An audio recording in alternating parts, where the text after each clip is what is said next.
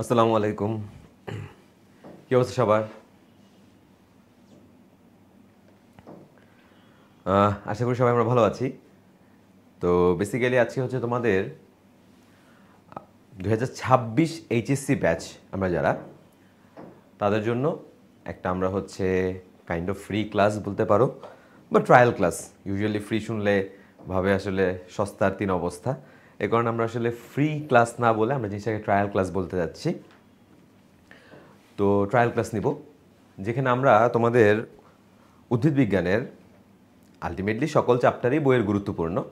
আমরা তো আসলে কোনো ইন্ডিভিজুয়াল চ্যাপ্টারকে বলতে পারি না যে এইটা গুরুত্বপূর্ণ ওইটা গুরুত্বপূর্ণ না। তাহলে বলবা কি যে যেই আসে সেই খালি বলে তার ক্লাস গুরুত্বপূর্ণ, তার ক্লাস গুরুত্বপূর্ণ, তাই না? সব চ্যাপ্টারই গুরুত্বপূর্ণ, কিন্তু এর মধ্যে আসলে আমাদেরকে দেখতে হবে কোন চ্যাপ্টারগুলো পড়লে আমার থিওরিটিক্যাল পোর্শন কভার হবে, কোন চ্যাপ্টার পড়লে আমার এমসিকিউ পোর্শন কভার হবে। পাশাপাশি আমাদের টার্গেট যেমন এইচএসসি এক্সাম, এইচএসসির পরবর্তীতেও একটা জীবন আছে।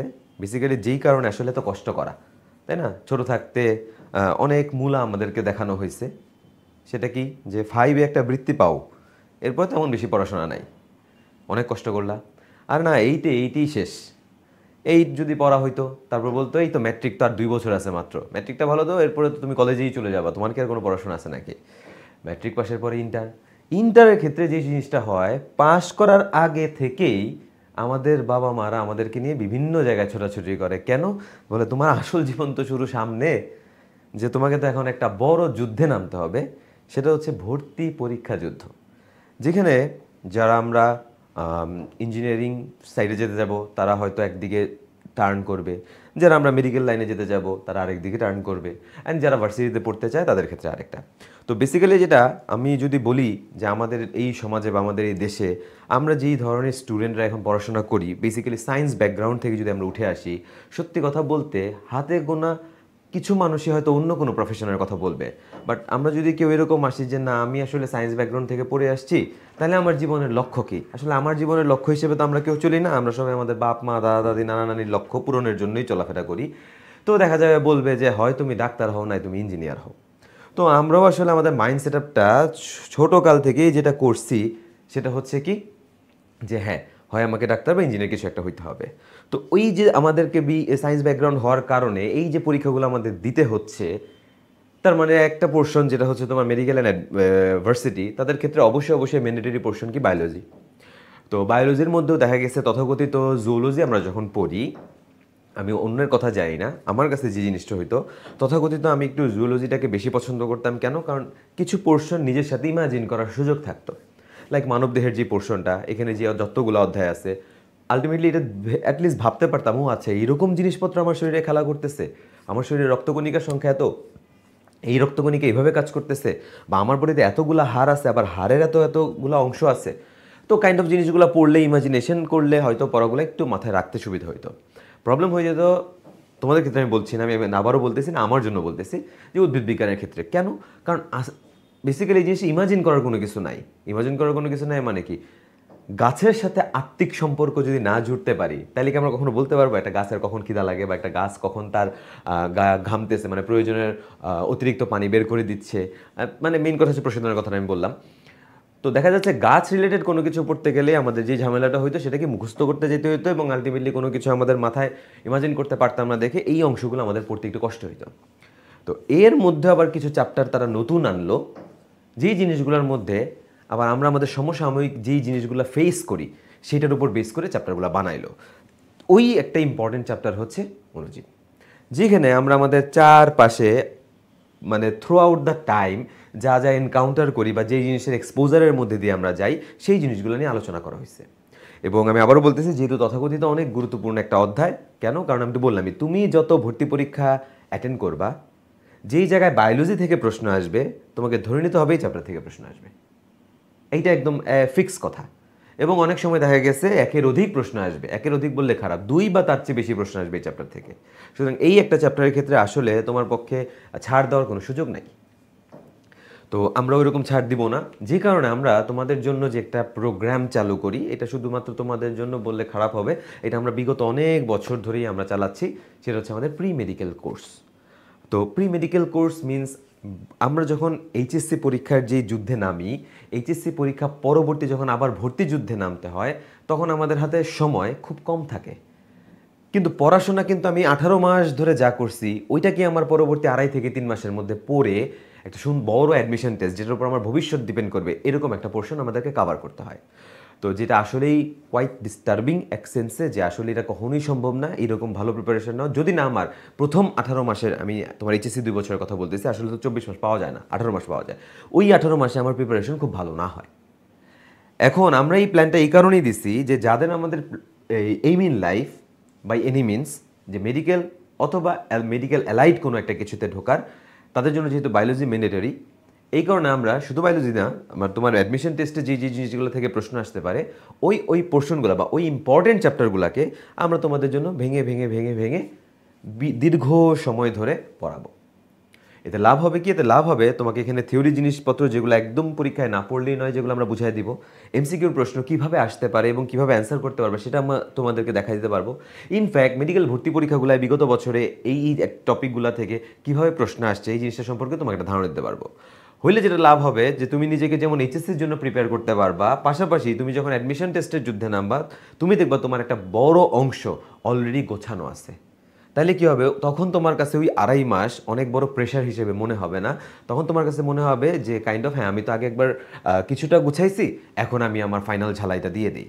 শুধুমাত্র এই কারণেই আমরা হচ্ছে তোমাদের জন্য এই প্রি মেডিকেল কোর্সটা চালাই। তো যাই হোক, শুরুতে আমরা অনেক কথা বলে ফেলছি, আমরা একটু পড়াশোনাও করি। তো আমরা হচ্ছে আজকে অণুজীব, দেখো অণুজীব চ্যাপ্টারটা বেশি গুরুত্বপূর্ণ দেখে আমি এই চ্যাপ্টারটাকে তোমাদেরকে 4 ভাগে ভাগ করে পড়াবো, যার মধ্যে আমরা 2 দিন নিয়ে শুধু ভাইরাসই পড়বো। যেদিন তাহলে ভাইরাস পড়া শেষ হবে, ওই দিন তুমি বুঝতে পারবা তোমার জীবন আসলে এই জিনিসটা কতখানি গুরুত্বপূর্ণ। দেন আমরা একদিন শুধু ব্যাকটেরিয়া পড়বো, আর একদিন আমরা ম্যালেরিয়া পড়বো। এইভাবে হচ্ছে আমরা এই পুরাটা ক্লাস শেষ করব, ঠিক আছে? যেন আমি তো বললামই, এই চ্যাপ্টারে আমাদের যেন কোনো প্রকার গ্যাপ না থাকে। তো এইটা জাস্ট তোমাদের যে গত 24 বছরে ইউজুয়াল এই চ্যাপ্টার থেকে কী পরিমাণ প্রশ্ন আসছে একটা বক্স দেওয়া, এটা আমার জন্য দরকার নেই। এই জিনিস হচ্ছে আমরা যখন অ্যাডমিশন টেস্টে যাব তখন আমরা খেয়াল রাখবো ফাইনাল রিভিশনের সময়, যে আসলে তো অনেকগুলো রাইটারের বই আছে, চেষ্টা করি আমরা সবই পড়ার, বাট আপাতত আমরা যেহেতু একটা স্ট্যান্ডার্ড বই ফলো করি, সেটা হচ্ছে হাসান স্যার, আমি হাসান স্যারের পোর্শনটার দিকেই আমরা ফোকাস রাখবো। আর যদি একদম যে জিনিসগুলো গুরুত্বপূর্ণ বা অন্য বই থেকে তোমার জানা উচিত, সেটা আমি তোমাকে ক্লাসে বলে দেবো, এটা টেনশন করার কোনো কিছু নাই।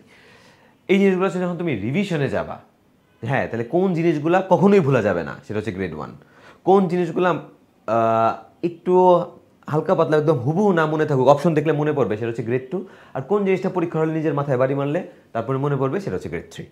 ঠিক আছে? এই হচ্ছে আমাদের গ্রেডিংয়ের ইস্যুটা। তাহলে আমি চ্যাপ্টারটা শুরু করার আগেই তোমাদেরকে একটা প্রশ্ন দিয়ে শুরু করি, তাহলে আমাদের ক্লাসটা ইন্টারেক্টিভ হইলে আমাদের জন্য একটু ইজি হবে পড়াশোনা করতে। তাহলে কী হবে, পুরো টাইম আমাদের ক্লাসে একটু মনোযোগ থাকবে। আমি কিন্তু তোমাকে পড়ানোর মাঝখানে মাঝখানে এরকম অনেকগুলো কোশ্চেন ছুড়ে দিব, এবং আমি আশা করবো আমরা যারা এই ক্লাসটা করতেছি, আমার কথা হচ্ছে কেউ এই কারণে ভয় পাওয়ার কিছু নাই যে আমার ভুল হবে। আরে ভুল, যেটা আজকে তুমি ভুল করবা এটাই তুমি ভবিষ্যতে আর কোনো দিন করবা না। কিন্তু যে জিনিসটা তুমি মনের মধ্যে রেখে দিবা, কোনো দিন নিজেরটা এক্সপ্রেসই করতে পারলা না, দেখা যাবে পরীক্ষার হলে যে যখন ফাইনালি জিনিসটা দিতে যাবো তখন ভুল করে ফেলছো। তো আমার কথা এখানে তোমাকে কেউ মারতেছেও না, কাটতেছেও না, বা তোমার কাছ থেকে 10 টাকা নিয়ে আসতেছে না যে কেন তুমি ভুল করলা, তাই না? যেহেতু তোমার এখানে পূর্ণ স্বাধীনতা এবং পূর্ণ সুযোগ আছে, সুতরাং তুমি সুন্দর মতো চাইলেই এই জিনিসটা যেটাই তোমার কাছে মনে হয় সেটাই তুমি অ্যান্সার দেবা। তাহলে কি হবে, আমাদের ডিসকাশন খুব ইজি হবে, আমরা সেই হিসেবে আগাতে পারবো। তো আমরা আসি, দেখো আমি প্রথমেই যে জিনিসটা করছি তোমাদের জন্য একটা কোশ্চেন ছুড়ে দিয়েছি, সেটা হচ্ছে নিচের কোনটা অণুজীব। আমরা অ্যাকচুয়ালি এই চ্যাপ্টারে যে 3টা জিনিস আলোচনা করব, সেই 3টা জিনিস তোমাদের এখানে দেওয়া আছে। একটা হচ্ছে ভাইরাস, একটা হচ্ছে ব্যাকটেরিয়া, একটা হচ্ছে ম্যালেরিয়া, অ্যান্ড ফাইনাল অপশন হচ্ছে উপরের সবগুলো সত্য। তাহলে আমাকে কাইন্ডলি কি কেউ অ্যান্সারটা দিতে পারি যে আমরা এটা হচ্ছে কোনটা হবে অ্যান্সার?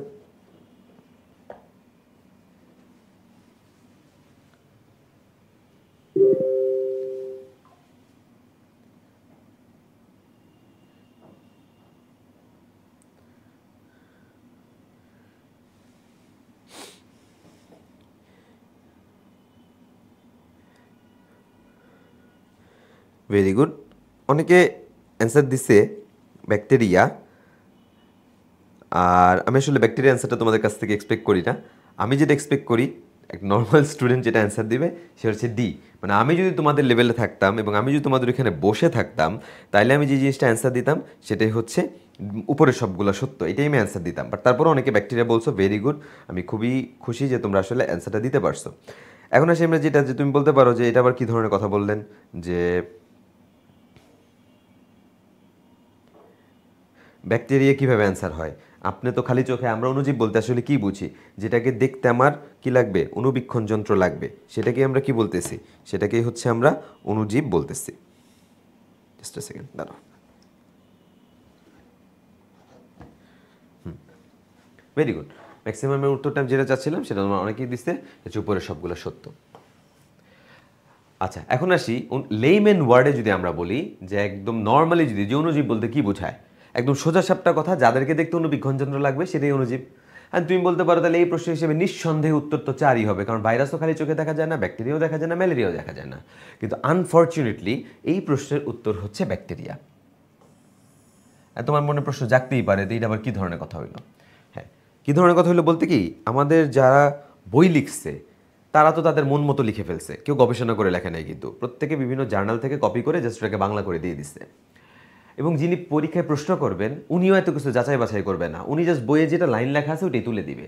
তোমার কনসেপ্ট কি বলতেছে ওইটাকে তারা খুব বেশি দাম দিবে না, যত বইয়ে যদি লাইনটা ওইভাবে লেখা না থাকে। যেমন আমি তোমাকে দেখাই দিব আমাদের বইয়ের কোথাও ভাইরাস বা ম্যালেরিয়াকে সরাসরি অণুজীব বলে নাই, কিন্তু আমাদের বই একটা জায়গা আছে যেখানে ব্যাকটেরিয়া এবং তার সাথে আরও দুইটা জিনিসকে অণুজীব হিসেবে আখ্যায়িত করা হয়েছে।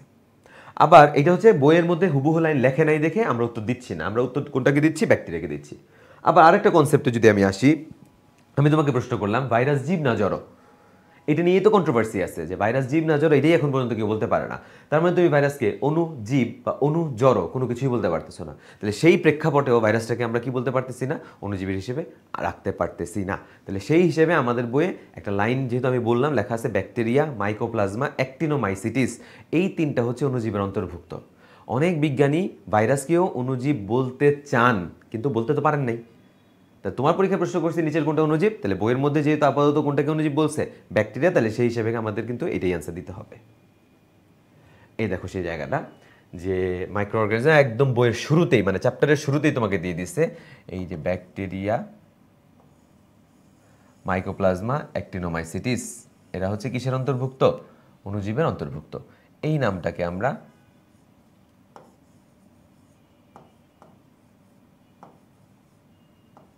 বিএমএ দিয়ে মনে রাখবো, bacteria, mycoplasma, actinomycetes. Basically BMA Bangladesh Medical Association, এটারও একটা শর্ট ফর্ম, যারা তৈরি হয়েছিল যে ডক্টরদের যে কোনো রাইটস নিয়ে কাজ করার জন্য। তো ট্রুলি এরাও অণুজীব, এদেরকেও কখনো খালি চোখে দেখা যায় না, এরাও আজ পর্যন্ত কোনো দিন ডাক্তারদের কোনো খুব বেশি হেল্পে আসছে বলে আমার মনে হয় না। তো যাই হোক, আমরা ওই বিএমএ ওইভাবেই মনে রাখবো যে বিএমএ হচ্ছে অণুজীব, মানে বি দিয়ে হচ্ছে ব্যাকটেরিয়া, এম দিয়ে মাইক্রোপ্লাজমা, এ দিয়ে কি? অ্যাক্টিনোমাইসিটিস। আচ্ছা, তাহলে এই গেল হচ্ছে আমাদের প্রথম পেজের একদম শুরুর দিকের কথা। এখন এখানে আসছে যে ভাইরাস কি, যেমন তোমার এখানে একটা ল্যাটিন শব্দ যার অর্থ হচ্ছে বিষ, আর নিচে কিছু কথাবার্তা লিখছে যে কি দিয়ে গঠিত, অতি আণুবীক্ষণিক, অকোষণীয়, ব্লাবলা অনেক কিছু লিখছে। এটা আমি কখনো ইউজুয়ালি এখান থেকে তোমাদের পড়তে বলি না। কেন? কারণ আমি একটু পরে তোমাকে ভাইরাসের বৈশিষ্ট্য খুব বিশাল সময় নিয়ে পড়াবো। যখন আমাদের ভাইরাসের বৈশিষ্ট্য পড়া হবে অটোমেটিক্যালি আমাদের এই জায়গায় যে কথাগুলো লেখা ছিল সবগুলো অংশ পড়া হয়ে যাবে। তুমি এই জায়গাটা রিডিং পড়তে পারো, বাট এখান থেকে কোনো কিছু মুখস্থ করার দরকার নেই। এবার আসি বিতর্কিত কিছু জায়গা, সেটা হচ্ছে কি সাল, বিজ্ঞানীর নাম এবং মতবাদ সংক্রান্ত কিছু তথ্য আছে। প্রথম কথায় আসি, যদি মেডিকেল ভর্তি পরীক্ষার কথা চিন্তা করি, সাল সংক্রান্ত তথ্য আমাদের দরকার নাই।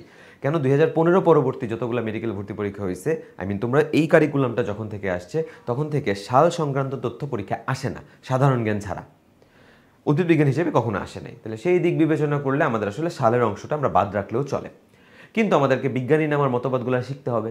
এখন কথা হচ্ছে মতবাদ তো অনেক বড় বড়, এত বড় বড় মতবাদ তো আসলে মনে রাখা সম্ভব না। পড়া সম্ভব কিন্তু মনে রাখা সম্ভব না। আলটিমেটলি তো লাভ হইল না, কারণ আমার টার্গেট কি? পরীক্ষায় পারা। পরে তো সবাই, পরীক্ষায় যারা পারে তারাই কিন্তু গেইনার। তো আমার মাথায় রাখতে হবে আমি এমনভাবে পড়বো এবং ওই জিনিসগুলাই পড়বো যেটা আমি পরবর্তীতে কি করতে পারবো? পরীক্ষায় যে অ্যান্সার করে আসতে পারবো। তো আমি তোমাদের এই ঝামেলাগুলো মিটানোর জন্য দেখো মোটামুটি প্রায় দেখো 2 পেজ জুড়ে এইগুলো লেখা আছে। আমি কি করছি? প্রথমে তোমাদের জন্য আগে জিনিসগুলোকে এক জায়গায় গুছায় নিয়ে আসছি যে কোন বিজ্ঞানী কত সালে তার কি অবদান। সালের অংশটা যেহেতু বই আছে দেখে আমি তুলছি, তুমি অমিট করতে চাইলে করতে পারো। কিন্তু অবদানের মধ্যে আবার দেখো কিছু কিছু শব্দকে আমি বোল্ড করছি। তার মানে তোমার টার্গেট থাকবে ওই ওই বিজ্ঞানীগুলার নামের জন্য এই বোল্ড করা শব্দগুলা মনে রাখার জন্য। এবং দেখা গেছে এইগুলা করতে যেও এটা অলমোস্ট কি হয়ে গেছে, মনে করো দেখো 3টা স্লাইড হয়ে গেছে। তারপরে আমি এক জিনিসটা দিচ্ছি যে এটা হচ্ছে যে একটু আগে যে 3 স্লাইড জুড়ে বা বিজ্ঞানীর নাম এবং তাদের অবদানগুলো দেওয়া ছিল, ওই অংশগুলোর মধ্যে যে বোল্ড করা শব্দগুলো ছিল ওইগুলোও তুমি কয়টা কিভাবে মনে রাখতে পারবা এই জিনিসটা এখানে দেওয়া আছে। যেমন দেখো ভাইরাসের আবিষ্কারক আইভোনভস্কি, আবিষ্কারকের ওইভাবে রাখছি আমরা, ভাইরাসের মিলাই দিচ্ছি, জাস্ট তুমি একবার দেখছো দেখবে এটা আজীবন মনে থাকবে। তারপর দেখো মায়ের আইফোন স্টপ হয়ে গেছে, তাহলে মায়ের বিজ্ঞানীর নাম হচ্ছে মায়ার, আর র দিয়ে হচ্ছে তার মতবাদের মধ্যে তুমি রোগ শব্দটা পাবা। আইফোন আইভোনভস্কি, ফ দিয়ে হচ্ছে ফিল্টার, তার মানে পুরো মতবাদের মধ্যে ফিল্টার শব্দটা দেখলেই কে দিছে আইভোনভস্কি। স্টপ শয়টয় সংযুক্ত দিয়ে একটাই বিজ্ঞানীর নাম আছে স্ট্যানলি। প মানে এটা দিক সে তার মতবাদের মধ্যে কোন শব্দটা পাবো আমরা, পৃথক করতে পারছে। তো এই জিনিসটা দেখো, এবং সিরিয়ালটা দেখো কম থেকে বেশি দিয়ে গেছে। আচ্ছা এরপর দেখো 1 নম্বর ওয়ালপেপার, 1 মানে 1901 সালে, ওয়ালপেপার বিজ্ঞানীর নাম হচ্ছে ওয়াল্টার, পেপার মানে প দিয়ে পিৎজর। মানে এখানে ওইভাবে জিনিসগুলোই আমি রাখছি যেটা তুমি নর্মালি হচ্ছে রিডিং পড়েও সুন্দর মতো মনে রাখতে পারবা। এতটুকুই তুমি ভালো মতো পড়ো, যদি পরীক্ষায় আসে, যদি আসে আসলে এই বক্সটা এভাবেই আসবে, আদারওয়াইজ আসলে আসবে না। ঠিক আছে, তাহলে আসো আয়তনের ব্যাপারটায় আসি। এটা একটা ইম্পর্টেন্ট জায়গা, সেটা হচ্ছে তোমাকে প্রশ্ন করতে পারে একটা ভাইরাসের আয়তন কত, বা একটা ছোট ভাইরাস বড় ভাইরাস, এগুলো নিয়ে পরীক্ষায় প্রশ্ন করতে পারে। তো আমাদের বড় ভাইরাসটা নিয়ে খুব বেশি এমফেসাইজ করবো না আমরা, কিন্তু ছোট ভাইরাসটা বেশি গুরুত্বপূর্ণ। কেন তুমি দেখো, তোমার বই দেখো লিখছে যে ভাইরাসের গড় ব্যাস 8 থেকে 300 ন্যানোমিটার, ভাইরাস সাধারণত 12 থেকে 300 ন্যানোমিটার, 12 ন্যানোমিটার দিয়ে কার নাম দিচ্ছে, পোলিও ভাইরাস। তার মানে আপাতত এখানে ছোট ভাইরাসকে পোলিও, কিন্তু এক লাইন পরেই দেখো লিখছে গবাদি পশুর ফুট অ্যান্ড মাউথ রোগের সৃষ্টিকারী ভাইরাস হচ্ছে সবচেয়ে ক্ষুদ্র। তো পরীক্ষায় পরপর 2 বছর প্রশ্নটা আসছে, একবার আসছে সবচেয়ে ছোট বা ক্ষুদ্র ভাইরাস কোনটা, অপশনে ফুট অ্যান্ড মাউথও ছিল, পোলিও ছিল, আরও 2টা ভাইরাসের নাম ছিল, তখন কিন্তু answer K, foot and mouth virus. ঠিক তার পরের বছর আবার প্রশ্নটা আসছে যে নিচের কোন ভাইরাসটি সবচেয়ে ছোট বা ক্ষুদ্র, ওইবার অপশনে ফুট অ্যান্ড মাউথ ছিল না, কিন্তু পোলিও ছিল, আর বাকি 3টা আবার অন্য ভাইরাসের নাম ছিল। তখন কিন্তু প্রশ্নটাকে তুমি ব্ল্যাঙ্ক রাখতে পারবা না যে ফুট অ্যান্ড মাউথ তো আমি পড়ছি সবচেয়ে ছোট বা ক্ষুদ্র আকৃতি, যেহেতু ওইটা নাই তাহলে মনে ব্ল্যাঙ্ক অ্যান্সার না। তখন তোমাকে তার নিয়ারেস্ট ছোট কোনটা ছিল, পোলিও ছিল। ঠিক আছে, তাহলে সেই হিসেবে আসলে অপশন, মানে ওই বছর যে প্রশ্ন করছিল সে আসলে এই লাইনটার দিকে তাকাই নাই, যে বইয়ে পোলিও যে 12 ন্যানোমিটার তার নিচে আবার একটা লাইন লিখছে যে ফুট অ্যান্ড মাউথ হচ্ছে আরও ছোট। যে ও কী করছে, ও প্রথম সেকেন্ড লাইনটা দেখেই প্রশ্ন করে ওখান থেকে অ্যান্সার এবং অপশন বানায় ফেলছে। তো আমাদের মাথায় রাখতে হবে যখন সবচেয়ে ছোট বা ক্ষুদ্র ভাইরাস বলবে আমরা সবার আগে খুঁজবো কার নাম, ফুট অ্যান্ড মাউথ। যদি ফুট অ্যান্ড মাউথ অপশনে না থাকে তখন আমরা কাকে অ্যান্সার দিব, পোলিও। বড় ভাইরাস নিয়ে আমাদের এত টেনশন নেই, কারণ বড় ভাইরাস একটা বলে কোনো অ্যান্সার নাই, সবগুলো একাধিক। আর যখন একটা প্রশ্নের উদাহরণ একাধিক হয়ে যায় ইউজুয়ালি ওইখান থেকে ডিরেক্ট প্রশ্ন হয় না। আচ্ছা এটা হচ্ছে তোমার হাসান স্যারেরটা পার করলাম। আলিম স্যারের বই আবার করছে কি, ছোট বড় উদ্ভিদ এবং প্রাণী ভাগ করে দিছে, যে সবচেয়ে ছোট উদ্ভিদ ভাইরাস, সবচেয়ে বড় উদ্ভিদ ভাইরাস, আবার সবচেয়ে ছোট প্রাণী ভাইরাস, সবচেয়ে বড় প্রাণী ভাইরাস। এটা জাস্ট তোমরা একটু রিডিং পড়ো। এবার আসি আমরা ভাইরাসের প্রকৃতি। ভাইরাসের প্রকৃতি বুঝতে গেলে আমাদের যেটা পড়তে হবে সেটা হচ্ছে ভাইরাসের বৈশিষ্ট্য। দেখো আমাদের বইয়ে ভাইরাসের বৈশিষ্ট্যটাকে 2টা হেডিংয়ে ভাগ করছে, একটা হচ্ছে জড় বৈশিষ্ট্য, তো আরেকটা হচ্ছে জীবীয় বৈশিষ্ট্য।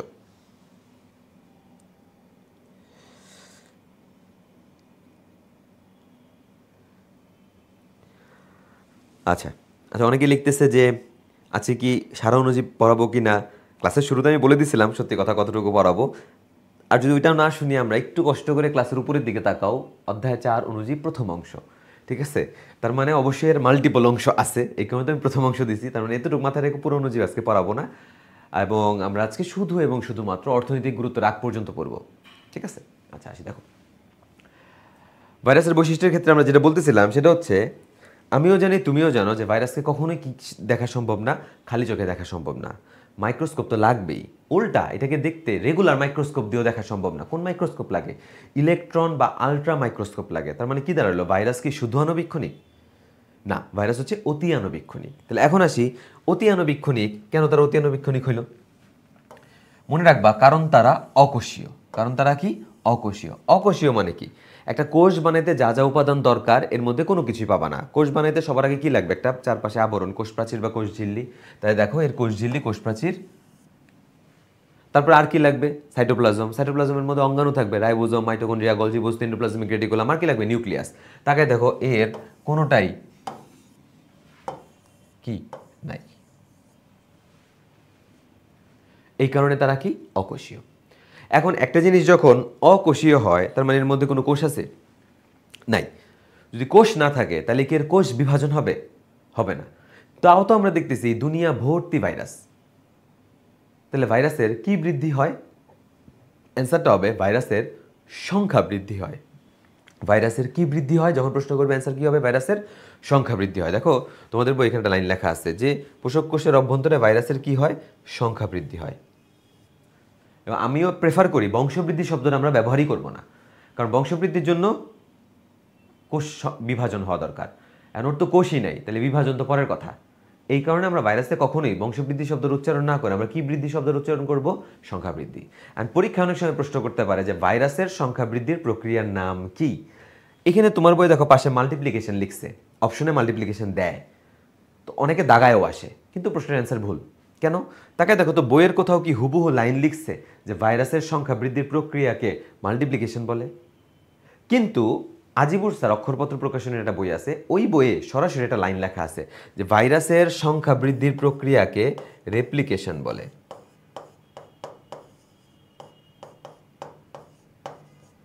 ভাইরাসের সংখ্যা বৃদ্ধির প্রক্রিয়াকে কি বলে? রেপ্লিকেশন বলে। তার মানে কোনোদিন যদি পরীক্ষায় প্রশ্ন করে যে ভাইরাসের সংখ্যা বৃদ্ধির প্রক্রিয়াকে কি বলে, আমরা অলওয়েজ অ্যান্সার কি দিব? রেপ্লিকেশন। কেন? কারণ এই লাইনটা হুবহু ওই বই আছে। তার মানে যখন কোনো এক্সামিনার এই ধরনের প্রশ্ন করে সে কিন্তু নিচ থেকে কোনো লাইন বানায় না, তারা বইয়ে যেই লাইনটা দেখে হুবহু ওই লাইনটা তুলে তারপর প্রশ্ন করে। তাহলে এই গেল হচ্ছে আমাদের এইখানে দুটো অপশন শেখা হয়ে গেল। এখন আসলে এটা ভাইরাসের দেহ কি দ্বারা গঠিত? কারণ তাহলে যেহেতু অকোষীয়, টিকে তো আছে এই দুনিয়ার মধ্যে, তো দুনিয়ার মধ্যে যদি টিকে থাকতে হয় অবশ্যই একটা জিনিস থাকা লাগবে, সেটা কি? প্রোটিন। তার মানে যদি কখনো প্রশ্ন করে ভাইরাসের দেহে কি আছে, অবশ্যই বলবো প্রোটিন আছে। এবং প্রোটিন ধর্মী আরও একটা জিনিস আছে, সেটা কি? Nucleic acid. তাহলে একটা ভাইরাসের দেহ যদি কখনো প্রশ্ন করে কি দ্বারা গঠিত, প্রোটিন আর নিউক্লিক অ্যাসিড দ্বারা গঠিত। এটা আমরা একটু পরে যখন গঠন পড়বো তখন আরও আমাদের ক্লিয়ার হবে। আচ্ছা, এবার আসি সেটা হচ্ছে আমি জীব বৈশিষ্ট্যে যাবো একটু পরের পেজে, কিন্তু পরের পেজে গেলে এই লেখাগুলো মুছে যেতে পারে, তো আমি তোমাকে জড় বৈশিষ্ট্যটা একবারে পড়াই ফেলি। ঠিক আছে? যখন তুমি খালি জড় বৈশিষ্ট্য চিনতে যাবা, পরীক্ষায় প্রশ্ন করলো নিচের কোনটা ভাইরাসের জড় বৈশিষ্ট্য বা নিচের কোনটা জীবীয় বৈশিষ্ট্য, এটা তুমি কিভাবে অ্যান্সার করবা? তুমি মনে রাখবা জড় বৈশিষ্ট্য মানেই হচ্ছে সব না বা নেগেটিভ কথা, সব না বা নেগেটিভ কথা। যেমন 1 নম্বর পয়েন্টে দেখো অকোষীয়, তারপরে দেখো কোনো অঙ্গাণু নাই, বিপাকীয় এনজাইম নাই, খাদ্য গ্রহণ করে না, পুষ্টিক্রিয়া নাই, প্রজননক্ষম নয়, ফিল্টারযোগ্য নয়, নিষ্ক্রিয় মানে কি? সক্রিয় নয়, সাড়া দেয় না, মাত্র মানেও তো কম। ঠিক আছে? তারপরে দেখো কোনোরূপ প্রতিক্রিয়া সৃষ্টি করতে পারে না। তার মানে যাবতীয় যত না বোধক কথা আছে সবগুলোই ভাইরাসের কোন ধরনের বৈশিষ্ট্য? জড় বৈশিষ্ট্য। তাকে দেখো একটা পয়েন্ট বাদে, সেটা কি? 5 নাম্বার পয়েন্ট। তা তুমি বাসায় যে যখন মুখস্থ করবা, তুমি খালি মাথায় রাখবা, তুমি তো বাসায় আসো যেহেতু, আর না, যখন তুমি পড়বা যে খালি মাথায় রাখবা ভাইরাসের জড় বৈশিষ্ট্য মানে সবগুলো কোন ধরনের কথা হবে? না বোধক কথা। একমাত্র ব্যতিক্রম কোনটা? 5 নম্বর পয়েন্টটা। ওই 5 নম্বর পয়েন্টটা আমরা কীভাবে মনে রাখবো? 5 নম্বর পয়েন্টটা মনে রাখার জন্য তুমি লিখে রাখবা ভাইরাসের কত শত ব্যাপার।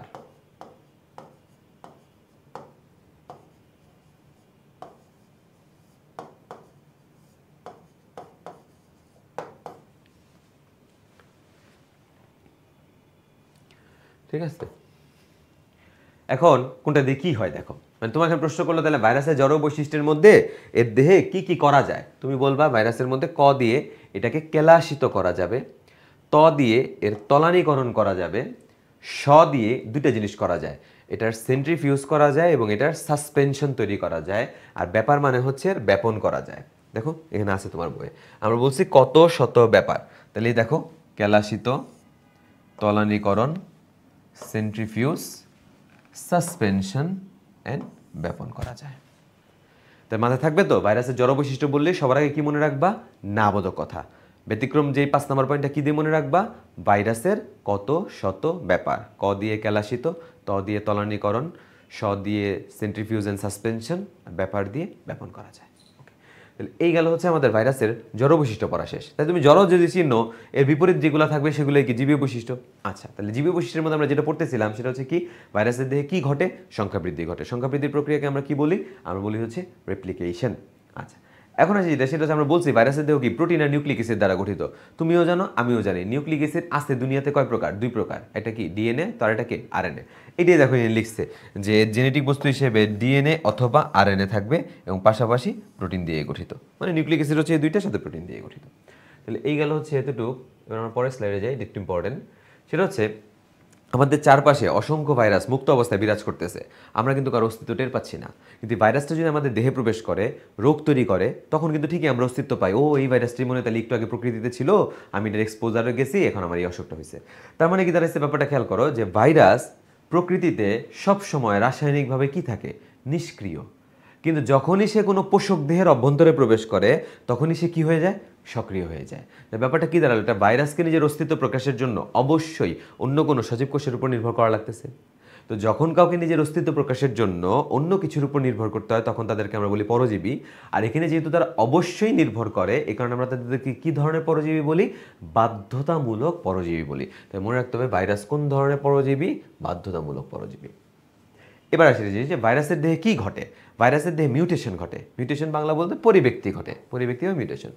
পরিব্যক্তি বা মিউটেশন মানে কি, এই যে মনে করো ডিএনএ বলছি, আরএনএ বলছি, এগুলোর তো কিছু সিকোয়েন্স আছে। তোমরা কোষ রসায়ন বা 9 10 পড়ে আসছো যে এদের মধ্যে পিউরিন, পাইরিমিডিন বেস থাকে, অ্যাডেনিন, সাইটোসিল, থায়ামিন, ইউরাসিল, গুয়ানিন, এই ধরনের প্রত্যেকের সাথে একটার মধ্যে বিভিন্ন বন্ডিং দ্বারা তারা যুক্ত থাকে এবং এরা নির্দিষ্ট একটা প্যাটার্ন ফলো করে। তো কোনো কারণে যদি প্যাটার্নে ব্রেক হয় বা প্যাটার্ন চেঞ্জ হয়ে যায়, এটাকে আমরা পরিব্যক্তি বা মিউটেশন বলি। আর মিউটেশন দুনিয়ার যে কোনো কিছুরই হইতে পারে, মানুষ, গরু, ছাগল, সবার। কিন্তু ভাইরাসের সাথে বাকিদের মিউটেশনের পার্থক্য হচ্ছে, আমি তুমি চাইলেই কখনো আমাদের নিজেদের জেনেটিক কোড পাল্টাইতে পারবো না, এটা আমাদের নিয়ন্ত্রণাধীন না। কিন্তু ভাইরাস যখন মন চাইছে, যেভাবে খুশি, সে তার জেনেটিক কোড পরিবর্তন করার ক্ষমতা রাখে। যার কারণে একই ভাইরাসের কয়দিন পর পর আমরা কি দেখতে পাই, ভিন্ন ভিন্ন ভ্যারিয়েশন বা ভ্যারিয়েন্ট বা প্রকরণ দেখতে পাই। এবং দেখো, এই যে একই ভাইরাস তার ভিন্ন ভ্যারিয়েন্ট আসলো, তার মানে তার ভিতরের কি খালি পরিবর্তন হয়েছে, জিনগত যেই অ্যারেঞ্জমেন্ট ছিল এটাকে রিঅ্যারেঞ্জ করছো। তাহলে বাংলায় বলতে পারি না, এর জিনগত পুনর্বিন্যাস হয়। এবার এই যে মাল্টিপল ভ্যারিয়েন্টের যদি বাস্তব উদাহরণ দিতে চাই, যে আমাদের কয়দিন আগে আমরা যে জিনিসটা ফেস করছি, সারা ওয়ার্ল্ড ফেস করছে, সেটাকে করোনা ভাইরাস। এই করোনা ভাইরাস যখন প্রথম আসলো, তখন তো সে একটা প্যাটার্ন নিয়েছিল। তারপর বাংলাদেশে আসলো, কয়দিন মানুষকে আক্রান্ত করলো, হঠাৎ করে এটা অনেক অ্যাগ্রেসিভ হয়ে গেল, নাম হয়ে গেল ডেল্টা ভ্যারিয়েন্ট। ভাইরাস কিন্তু কোভিড, মানে করোনাই, কিন্তু নাম হলো কি ডেল্টা ভ্যারিয়েন্ট। অনেক মানুষ আক্রান্ত হইলো, অনেক মানুষ মারা গেল।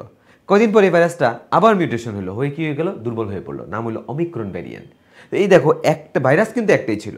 এই যে সে কখনো খুব শক্তিশালী হয়ে গেল, আবার কখনো সে খুব দুর্বল হয়ে গেল, তার মানে কি, এর মধ্যে হয় কোনো বৈশিষ্ট্য যোগ হয়, তখন সে শক্তিশালী হয়, অথবা কোনো বৈশিষ্ট্য বাদ হয়, তখন সে দুর্বল হয়। আমরা যখন আমাদের মোবাইল থেকে কোনো কিছু বাদ দেই, আমরা ওই প্রক্রিয়াকে কি বলি, ডিলিট করা বলি না?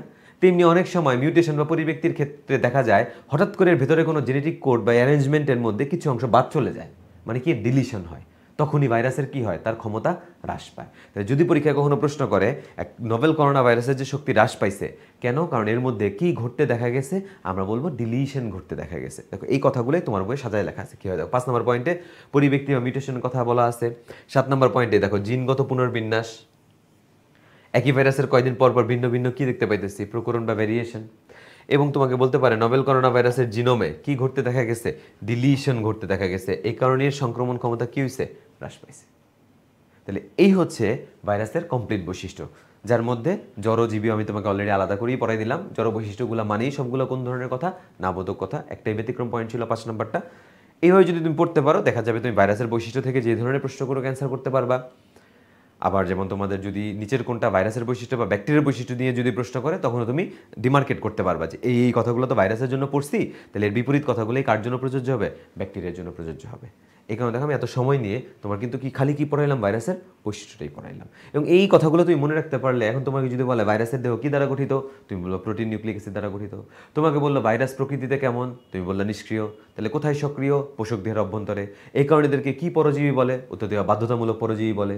নোভেল করোনা ভাইরাস কেন শক্তি হ্রাস পাইছে, কারণ এর মধ্যে কি ঘটতে দেখা গেছে, ডিলিশন ঘটতে দেখা গেছে। তাহলে এই হচ্ছে মোটামুটি আমাদের এতটুকুর কথাবার্তা। এবার আমরা যাই পরবর্তী স্লাইডে।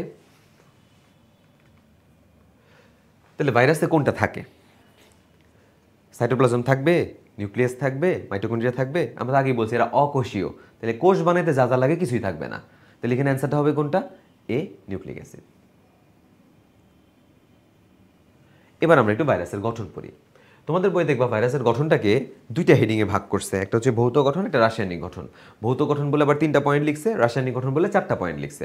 তো রাসায়নিক গঠনটা পড়লেই হয়, শুধু শুধু ভৌত গঠন মানে একই কথা দুইবার পড়ার চেয়ে একবারে রাসায়নিক গঠনটা পড়ি, তাহলে পড়াটা সুন্দর গোছানো হয়ে যাবে। তো মনে করো এটা একটা ভাইরাস, ভাইরাসের এই যে ভেতরের যে কেন্দ্রীয় অংশটা, এটা কি দ্বারা নির্মিত? এটাই হচ্ছে নিউক্লিক অ্যাসিড দ্বারা তৈরি।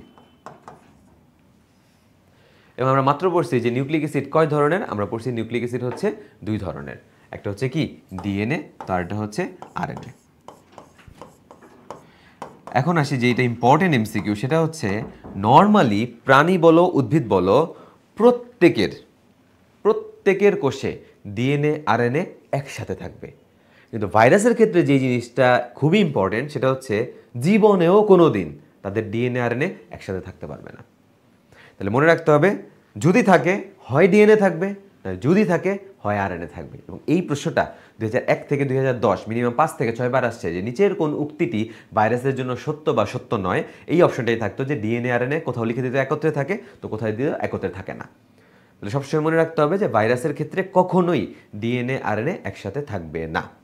মানা হয় যে নর্মালি ডিএনএ ভাইরাসগুলা প্রাণী দেহে রোগ তৈরির জন্য দায়ী, ব্যতিক্রম তো আছেই, কিন্তু নর্মালি ডিএনএ ভাইরাস মানেই প্রাণী ভাইরাস, আরএনএ ভাইরাস মানেই কি ভাইরাস? উদ্ভিদ ভাইরাস। এবং এটাও মানা হয় ডিএনএ ভাইরাস মানেই তারা নর্মালি কয় সূত্রক হবে? তারা দ্বিসূত্রক হবে। আরএনএ ভাইরাস মানেই তারা নর্মালি কয় সূত্রক হবে? এক সূত্রক হবে। নিউক্লিক অ্যাসিড নিয়ে এর বেশি আমাদের কিছু জানা দরকার নেই। এবার আসি আমরা ঠিক নিউক্লিক অ্যাসিডের চারপাশের যে অংশটা, এটা হচ্ছে প্রোটিন নির্মিত। এটা কি নির্মিত? প্রোটিন নির্মিত। প্রোটিন নির্মিত এই অংশটাকে বলা হয় ক্যাপসিড।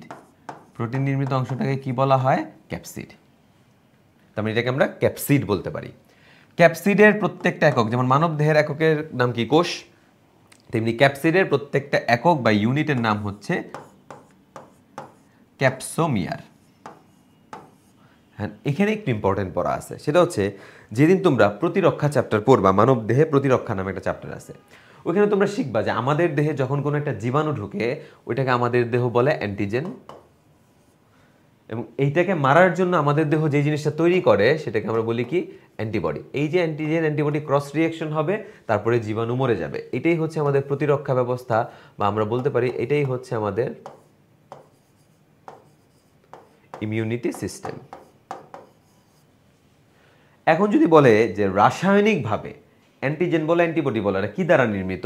অ্যান্সারটা হচ্ছে এরা প্রোটিন দ্বারা নির্মিত। তার মানে কি দাঁড়াইলো? আমাদের টোটাল প্রতিরক্ষা ব্যবস্থাটা কোন রাসায়নিক পদার্থের উপর নির্ভরশীল? প্রোটিনের উপর নির্ভরশীল। আচ্ছা, এই তথ্যটা কেন ইম্পর্টেন্ট? মনে করো তোমার দেহে একটা ভাইরাস ঢুকলো, তারপর তোমার জ্বর হইলো, সর্দি হইলো, হাঁচি কাশি হইলো, তাহলে ভাইরাসের দেহের কোন অংশটার জন্য কাজটা হয়েছে? এটি তো একটা কোশ্চেন, তাই না? আচ্ছা, সেটা হচ্ছে এই যে আমার দেহে একটা জীবাণু ঢোকার পরে আমার জ্বর সর্দি হাঁচি কাশি হওয়া, এটা কিন্তু সাইন যে আমার দেহ ওই ভাইরাসের একটা অংশকে কি হিসেবে কাউন্ট করছে? অ্যান্টিজেন হিসেবে কাউন্ট করছে, এবং তার পরিপ্রেক্ষিতেই আমার দেহ রিয়েকশন বাবদ কি তৈরি করছে? অ্যান্টিবডি। এবং এই অ্যান্টিজেন অ্যান্টিবডির ক্রস রিয়েকশনের ফলেই হচ্ছে আসলে এই লক্ষণগুলো দেখা দিচ্ছে, জ্বর সর্দি ঠান্ডা কাশি এগুলো। তার মানে ভাইরাসের দেহের কোনো একটা অংশ কি হিসেবে কাজ করে? অ্যান্টিজেন হিসেবে কাজ করে।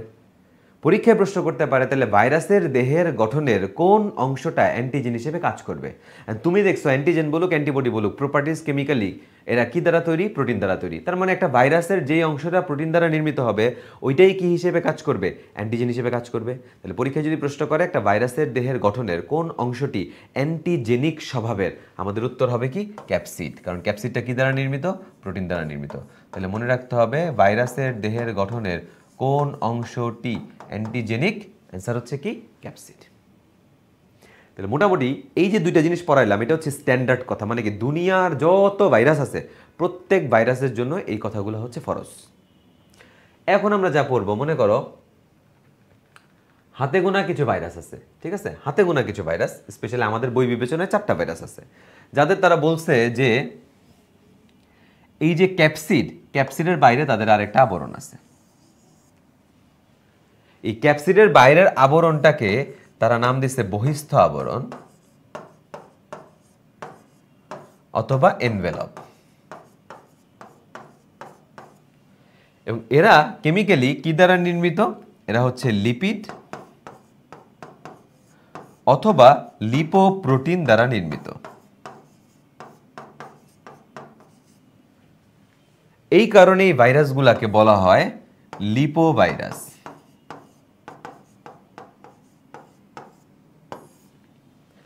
এখন ক্যাপসিডের এককের নাম ক্যাপসোমিয়ার, পরীক্ষায় প্রশ্ন করতেই পারে যে লিপোপ্রোটিনযুক্ত ভাইরাস বা লিপোভাইরাস এদের স্তর বা এককের নাম কি।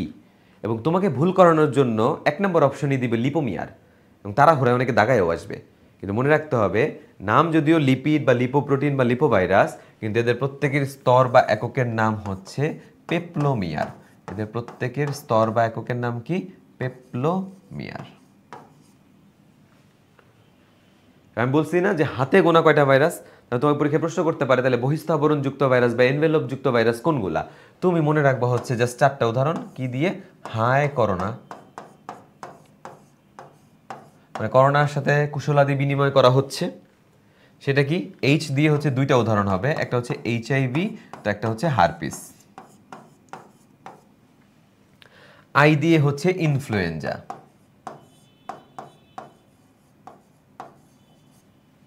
আর করোনা তো করোনাই। তাহলে HIV, herpes, influenza and corona, এরা হচ্ছে কিসের উদাহরণ? বহিস্থাবরণযুক্ত ভাইরাস বা এনভেলপযুক্ত ভাইরাসের উদাহরণ। আচ্ছা, তাহলে এইটা হচ্ছে তোমার ভৌত গঠন, রাসায়নিক গঠন, দুই জায়গায় হচ্ছে 3টা পয়েন্ট সেম। রাসায়নিক গঠনে 4 নম্বর পয়েন্ট দিয়ে লিখছে এনজাইম। মজার ব্যাপার হচ্ছে প্রথম লাইনে লিখছে যে ভাইরাসের দেহে সর্বদা কি থাকবে না? এনজাইম থাকবে না। ভাইরাসের দেহে নর্মালি, মনে রাখতে হবে, ভাইরাসের দেহে নর্মালি কি থাকে না? এনজাইম থাকে না। এখন দেখো এই চ্যাপ্টারে ভাইরাসের সাথে আসলে তুলনা করার মতো কি আছে? ব্যাকটেরিয়া। তাহলে পরীক্ষায় যদি প্রশ্ন করে তাহলে কার এনজাইম থাকবে, তুমি উত্তর দিবা ব্যাকটেরিয়ার এনজাইম থাকবে। নর্মালি ভাইরাস এনজাইম থাকবে না, তাহলে থাকবে কার মধ্যে? ব্যাকটেরিয়ার মধ্যে। এখন এইখানে 3টা এক্সেপশন লেখা আছে তোমার বইয়ে। তোমার বইয়ে লিখছে যে টিটুফাজ বা ব্যাকটেরিওফাজের দিয়ে একটা এনজাইম পাওয়া যায় যার নাম হচ্ছে লাইসোজাইম। ইনফ্লুয়েঞ্জাতে একটা এনজাইম পাওয়া যায় যার নাম হচ্ছে নিউরামিনিডেজ।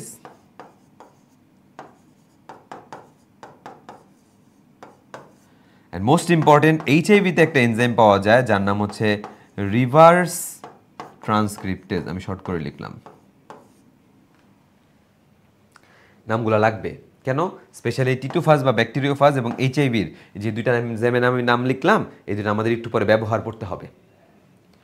ঠিক আছে, তাহলে এই গেল হচ্ছে আমাদের ভাইরাসের গঠনের কথাবার্তা, পুরাটা শেষ। আমি এখন তোমাকে বইয়ের মধ্যে দেখাই দিই আমি যা যা পড়াইছি এই জিনিসগুলো বইয়ের মধ্যে আছে কি নাই। ওকে, এই দেখো,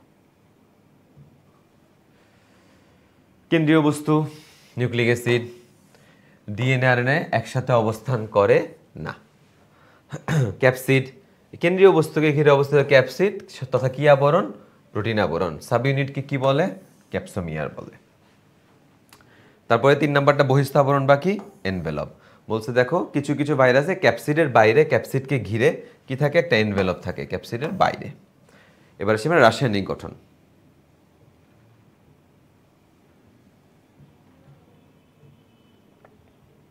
আচ্ছা দেখো, নিউক্লিক অ্যাসিড অলরেডি আমি তোমাকে পড়াইছি যে নিউক্লিক অ্যাসিডের মধ্যে যে জিনিসটা সেটা হচ্ছে ডিএনএ আরএনএ যে কোনো এক ধরনের হবে।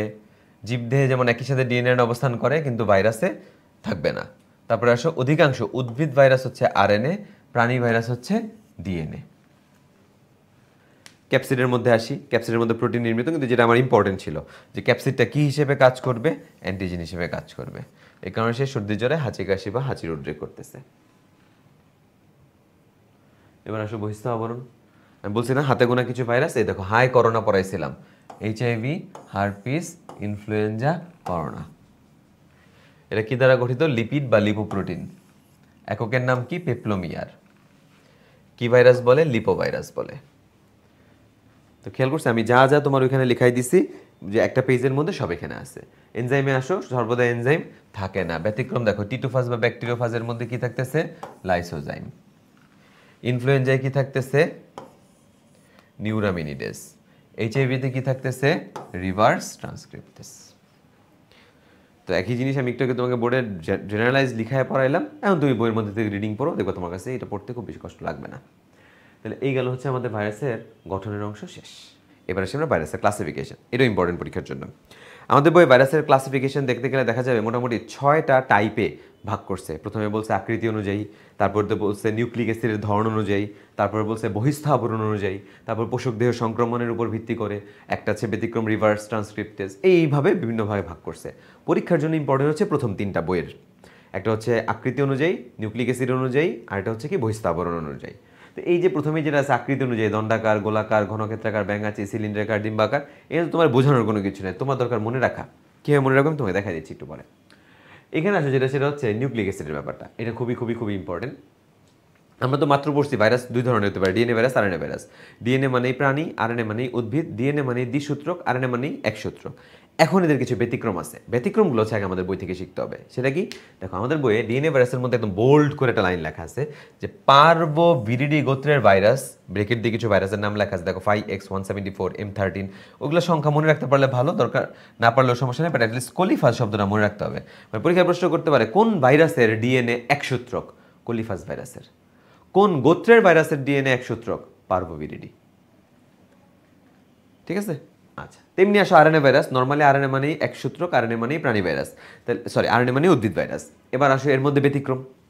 গোত্রের নাম হচ্ছে রিওভিরিডি, ভাইরাসের নাম হচ্ছে রিও ভাইরাস, এবং আরেকটা দেখো লিখছে ধানের বামন রোগ। আমরা এটাকে ধানের না পড়ে আমরা যদি বলি রাইস বামন রোগ, তাহলে এটাও কোন অক্ষর দিয়ে পড়া যাচ্ছে? আর। মনে রাখবো যে দ্বিসূত্রক আরএনএ ভাইরাস মানেই হচ্ছে আর। গোত্রের নাম কি? রিওভিরিডি, ভাইরাসের নাম কি? রিও ভাইরাস, আর এটা কি মনে রাখবা? রাইস বামন রোগ। তাহলে আমাদের কিন্তু দেখো ব্যতিক্রমগুলা বই থেকে পড়া হয়ে গেল। স্ট্যান্ডার্ডটা কিভাবে পড়বো আমি একটু পরে দেখাচ্ছি। তাহলে আকৃতি অনুযায়ী গেল, নিউক্লিক অ্যাসিডের ধরন অনুযায়ী গেল। এটা তোমার দেখো যে আকৃতি অনুযায়ীগুলা কিভাবে মনে রাখবা, যে দণ্ডাকারটা হচ্ছে মনে রাখবা ম দিয়ে, গোলাকারটা মনে রাখবা he place in team Dhaka, ঘনক্ষেত্রাকার পাউরুটি আকার বা বহুভুজ আকার হচ্ছে ভ্যাকেশনে হাঁপানি, ব্যাঙাচি আকার মানে টি, এবং টির পরে জোর সংখ্যা মনে রাখো, আবার বেজোরগুলা কিন্তু হবে না, T2 T4 T6, not T5 T7 T9, এগুলো কিন্তু না। ডিম্বাকারে ইনফ্লুয়েঞ্জা ইন্ডিয়া দিয়ে মনে রাখা যায়, সিলিন্ড্রিকালে দেখো ইবলিশ দিয়ে মনে রাখা যায়, বুলেট আকার, র্যাবের বুলেট, এটাই বই নেই, আজিবুর স্যারের বই আছে। ঠিক আছে, এই জিনিসটা আমরা এখানে দিয়ে দিলাম।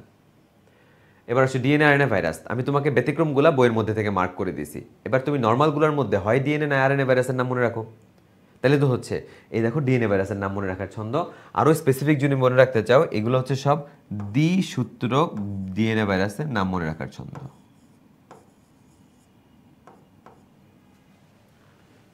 কি? তাই ফ্রান্সে ভ্যাকেশনে এসে টিটুর ভারী হাঁপানি হলো। তাই ফ্রান্সে ভ্যাকেশনে এসে টিটুর ভারী কি হলো? হাঁপানি হইল।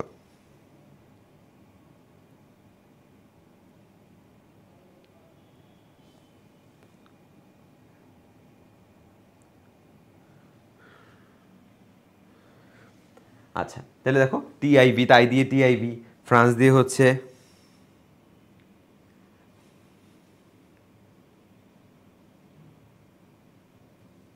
ফুলকপির মোজাইক, ভ্যাকেশন দিয়ে হচ্ছে ভ্যাকসিনিয়া, টিটু তো টিটুফাস, ভারীতে ভ্যারিওলা, আর হাঁপানি হলো দিয়ে দুইটা হবে, একটা হচ্ছে হারপিস আর একটা হচ্ছে হেপাটাইটিস। এটা কিন্তু মনে রাখতে হবে, কারণ এখান থেকে কিন্তু প্রশ্ন আসছে।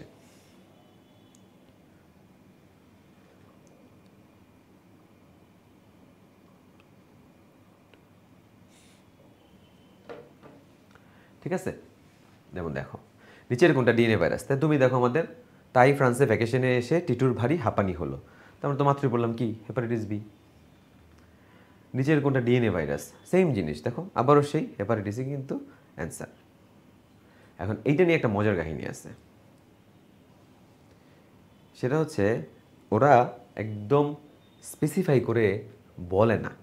ঠিক আছে, তো যেটা করে কখনো কখনো কিন্তু হেপাটাইটিসে আবার কিছু ভাগ আছে, A B C D E। তুমি মনে রাখবা হেপাটাইটিস বি অ্যাকচুয়ালি কিন্তু ডিএনএ ভাইরাস, আর বাকি যত নাম বলবে সব কিন্তু আরএনএ ভাইরাস।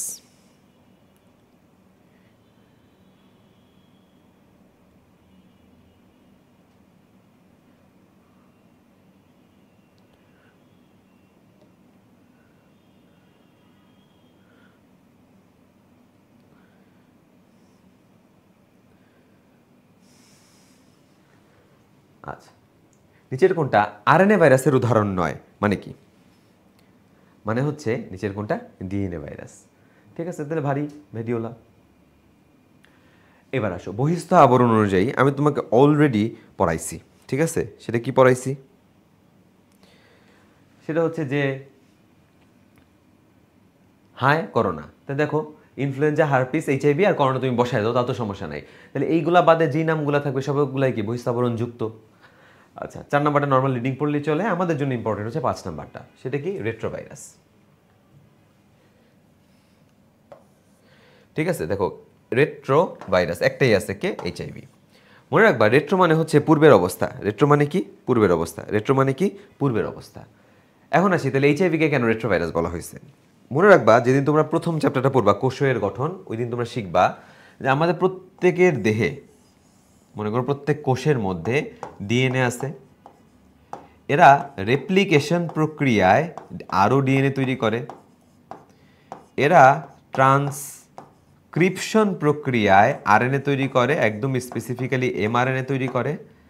এরা ট্রান্সলেশন প্রক্রিয়ায় তৈরি করে প্রোটিন। এটাকে আমরা বলি সেন্ট্রাল ডগমা অফ লাইফ। তুমি যতদিন বেঁচে থাকবা তোমার দেহে এই জিনিস চলবেই। এখন আসো, এই কোষটা যদি এইচআইভি দ্বারা সংক্রমিত হয় তখন কি সমস্যা হয়। আমরা মাত্র পড়ে আসছি এইচআইভির একটা এনজাইম পাওয়া যায়, এনজাইমটার নাম ছিল হচ্ছে রিভার্স ট্রান্সক্রিপ্টেজ। তার মানে ও এই ট্রান্সক্রিপশন দশাটাকে কি করবে? ও ট্রান্সক্রিপশন দশাটাকে হচ্ছে রিভার্স করে দিবে। তো যখন এর দেহে এইচআইভির সংক্রমণ হবে, এই কোষে বলো তো কি তৈরি হইতে পারবে না?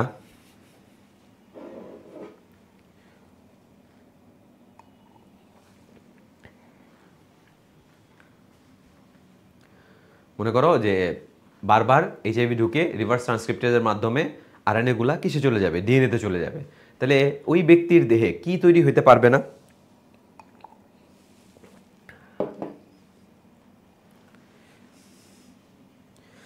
ক্লাস রেকর্ড, ক্লাস তো তোমাদের সার্ভারেও থাকবে, তারপর তোমাদের এখানে এই গ্রুপেও তো থাকবে অনেকক্ষণ।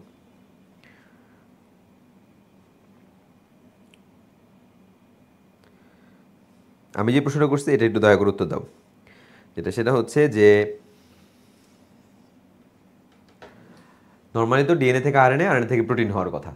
এখানে যেটা হচ্ছে বারবার রিভার্স ট্রান্সক্রিপ্টেজের কারণে আরএনএগুলো কোথায় চলে যাচ্ছে? ডিএনএতে।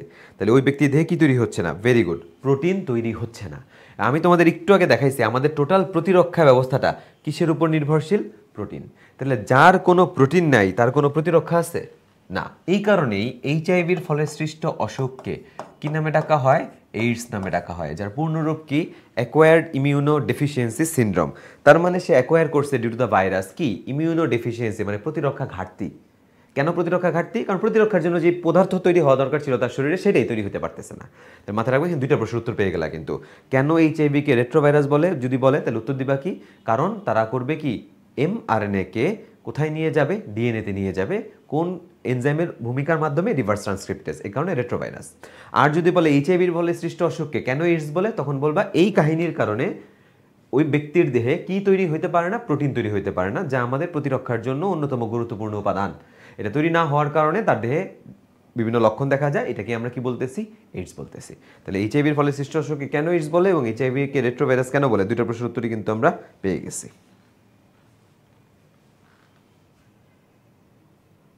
আচ্ছা, এখানে আবার সবগুলা জিনিস এক করে দেওয়া আছে, ঠিক আছে?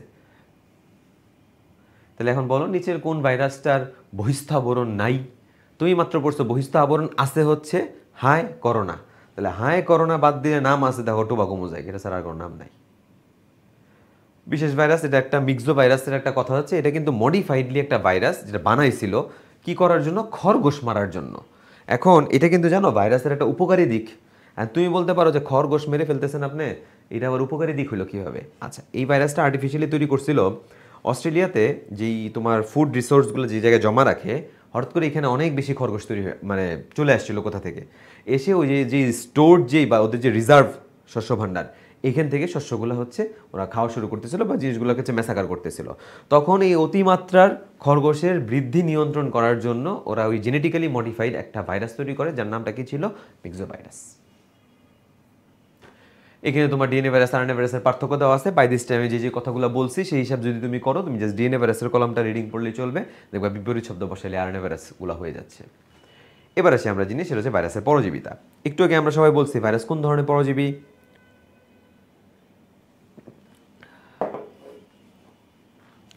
বাধ্যতামূলক পরজীবী। ভাইরাস কোন ধরনের পরজীবী? বাধ্যতামূলক পরজীবী। ঠিক আছে, আচ্ছা কেন? কারণ পোষক দেহ ছাড়া সে কি করতে পারে না, তার অস্তিত্ব প্রকাশ করতে পারে না। এখন দেখো, পোষক দেহ পাইলে, আই মিন সজীব কোষ পাইলে যদি একটা ভাইরাস তার অস্তিত্ব প্রকাশ করে, তাহলেও কিন্তু বিপদ আছে। কিরকম বিপদ? তাহলে তো আমাদের চারপাশে যে পরিমাণ ভাইরাস, আমরা প্রতিদিন সবাই আক্রান্ত থাকব। তখন বিজ্ঞানীরা গবেষণা করে দেখলো যে না, আসলে সজীব কোষ পাইলেই হবে না, প্রত্যেকটা ভাইরাসের কাজ করার জন্য একটা নির্ধারিত সিস্টেম দেওয়া হয়েছে। ওই ভাইরাসকে ওই সিস্টেমে আবার একটা জায়গা যুক্ত হওয়ার জন্য আবার নির্দিষ্ট একটা জায়গা দিছে, ওইটাকে বলা হয় receptor.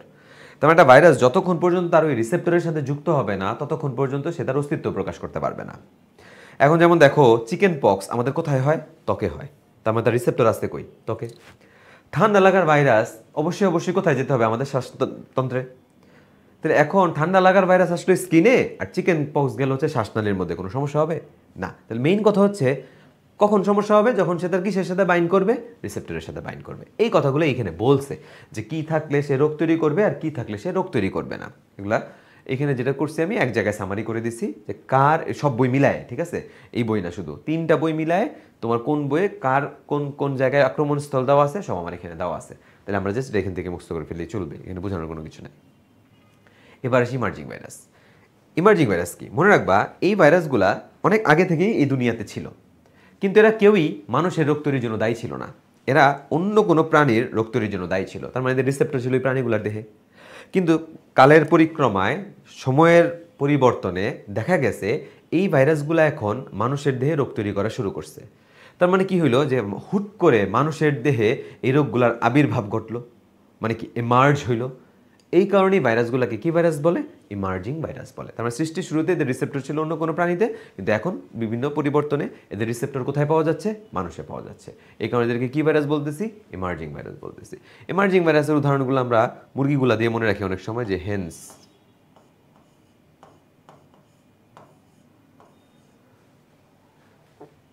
HIV, Ebola, Nile, SARS. তুমি সার্সের মধ্যে যদিও পরে কোভিড-19, বাট তুমি সাথে আলাদা করে পড়তে পারো হেন্স করোনা।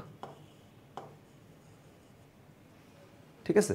তাহলে এই গেল হচ্ছে আমাদের মোটামুটি ইমার্জিং ভাইরাসের কথাবার্তা শেষ। এখন আমরা কিছু ছোট ছোট টার্ম শিখবো। যেমন প্রথমে কি আসছে দেখো? ভিরিয়ন।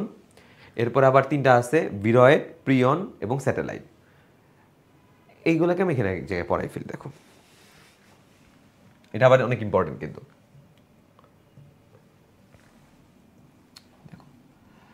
এখানে মনে করো হচ্ছে ভিরিয়ন। তুমি মনে রাখবা, ভিরিয়ন হচ্ছে একটা আদর্শ ভাইরাস। যদি আদর্শ ভাইরাস হয়, তাহলে সে কি দ্বারা গঠিত হবে? সে নিউক্লিক অ্যাসিড এবং প্রোটিনের সমন্বয়ে গঠিত হবে। এবং যেহেতু সে আদর্শ ভাইরাস, তাহলে সে কি চুপচাপ বসে থাকবে নাকি রোগ তৈরি করবে? নিঃসন্দেহে রোগ তৈরি করবে। তার মানে সে হচ্ছে সংক্রমণক্ষম।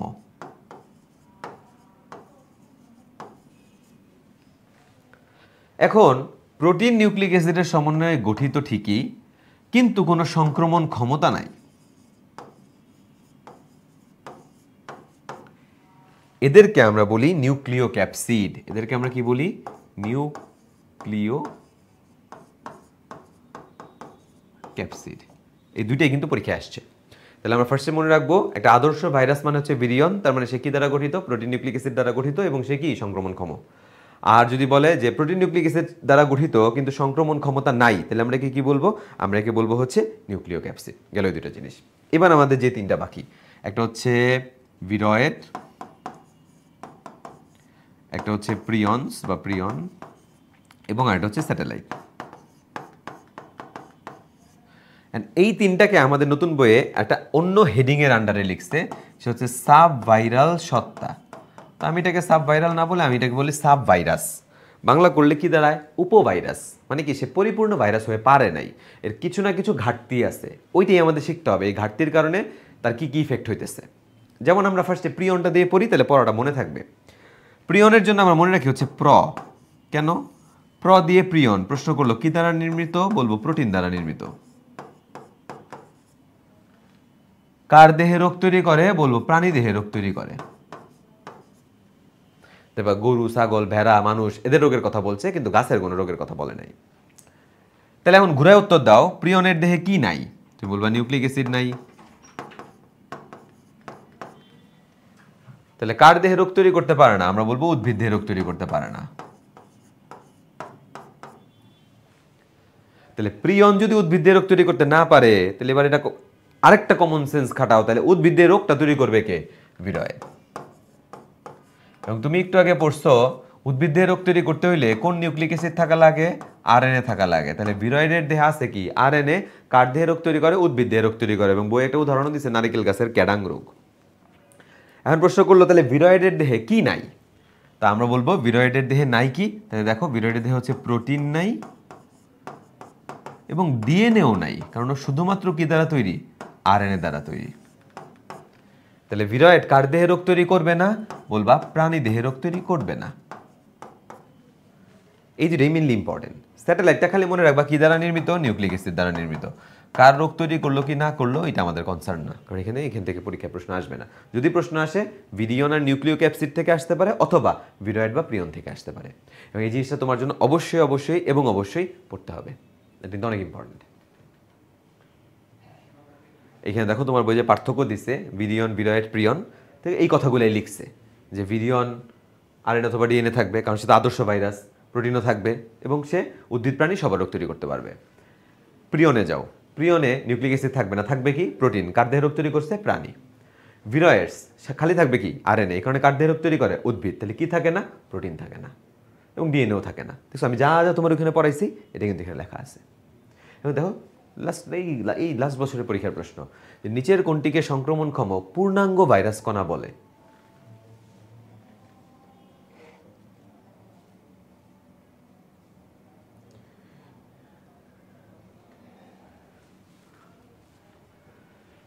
সেটা হচ্ছে ভিরিয়ন। তাহলে সংক্রমণ ক্ষমতাহীন ভাইরাস কোনাকে দেখো, এটা ডেন্টাল 17-18টা আসছে। কি বলে? মাত্র পড়াইছি, নিউক্লিক অ্যাসিড। আচ্ছা, এবার আমাদের বইয়ে ভাইরাসের গঠন বলে 3টা ভাইরাসের বর্ণনা আসছে।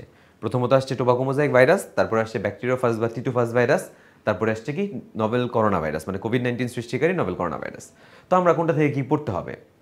তুমি টিটোফাজ এবং টোবাকোমোজাইক এই দুইটা থেকে কেবলমাত্র সংখ্যাগুলা শিখবা। এবং আমি তোমার জন্য সংখ্যাগুলো এক জায়গায় রেডিমেড তৈরি করে দিছি। টিএমবিতে অনেক কথা লিখছে, কিন্তু পরীক্ষায় যদি এমসিকিউ আসে, এমসিকিউ হচ্ছে এই সংখ্যাগুলো আসবে। দৈর্ঘ্য কত, প্রস্থ কত, দৈর্ঘ্য প্রস্থের কত গুণ, ক্যাপসোমিয়ারের সংখ্যা কয়টা, অ্যামিনো অ্যাসিড কয়টা, তারপরে তোমার আণবিক ওজন কত, ঠিক আছে? এই জিনিসগুলো আসতে পারে, আমি তোমাকে এক জায়গায় দিয়ে দিচ্ছি। তেমনি টিটোফাজের ক্ষেত্রে মাথার দৈর্ঘ্য, ব্যাস, প্রস্থ, লেজের ক্ষেত্রেও সেম, বেস প্লেট, এই সবগুলো জিনিস ইনফ্যাক্ট আজিবুর স্যার, হাসান স্যারের যে একটু গ্যাপ আছে ওই জিনিসটাও কিন্তু আমি এখানে আলাদা করে রেফারেন্স দিয়ে দিছি, ঠিক আছে? যেন তুমি অপশন দেখলে অ্যাটলিস্ট অ্যান্সার করতে পারো যে কোন বই থেকে প্রশ্নগুলো করা হয়েছে। এবার আসো কোভিড-19 সৃষ্টিকারী নভেল করোনা ভাইরাস। এখানে এত জিনিসপত্র পড়া লাগবে না, এখান থেকে আমি তোমাকে অল্প কয়েকটা শব্দ মনে রাখতে বলবো। কেন? কারণ আমার টার্গেট তো কি? এমসিকিউটাকে আইডিয়ালি ধরা। বাকি গদ্য পদ্য তুমি খুব ভালো লিখতে পারো, ঠিক আছে? সৃজনশীল তো তোমার চেয়ে ভালো কেউ নাই। তাহলে এখানে এমসিকিউর মতো কি আসতে পারে? এখান থেকে যে জিনিসগুলো মনে রাখতে হবে সেটা হচ্ছে, প্রথমত যদি পরীক্ষায় প্রশ্ন করে যে কোভিড-19 সৃষ্টিকারী করোনা ভাইরাস দেখতে কিসের মতো, প্রথমে বলবে এটা কিন্তু মুকুটের মতো বা ক্রাউন লাইক। আর কি মনে রাখতে হবে? এই কথাগুলো মনে রাখতে হবে। এটা হচ্ছে অখণ্ডিত গোলাকার একসূত্রক আরএনএ ভাইরাস। তুমি বলতে পারো এই 4টা কথা কেন মার্ক করলাম? কারণ এই প্রত্যেকটারই বিপরীত শব্দ বসায় কি করতে পারবে? সত্য মিথ্যার প্রশ্ন করতে পারবে।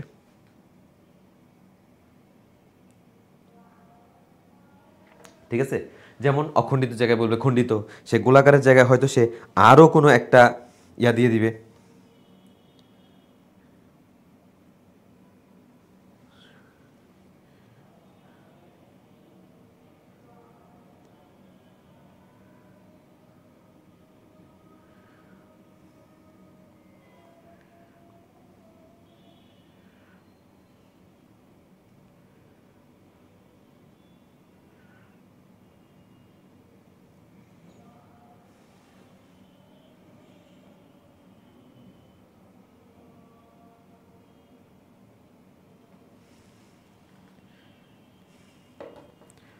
আচ্ছা,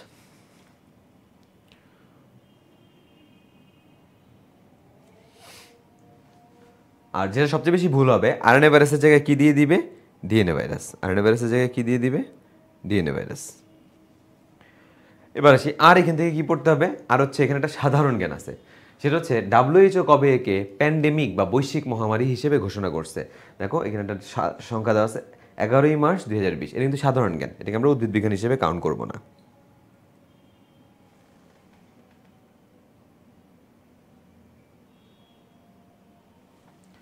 আচ্ছা,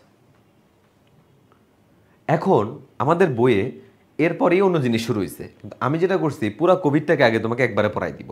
অর্থনৈতিক গুরুত্বের মধ্যে জিনিসটা আছে, এটাকে আমি এখানে পড়াই দিব। তারপরে হচ্ছে আমরা আবার বইয়ের রেগুলার সিরিয়ালে আগাবো, যেহেতু কোভিড আসছে তো এই কারণে একবারে পড়াই দিই।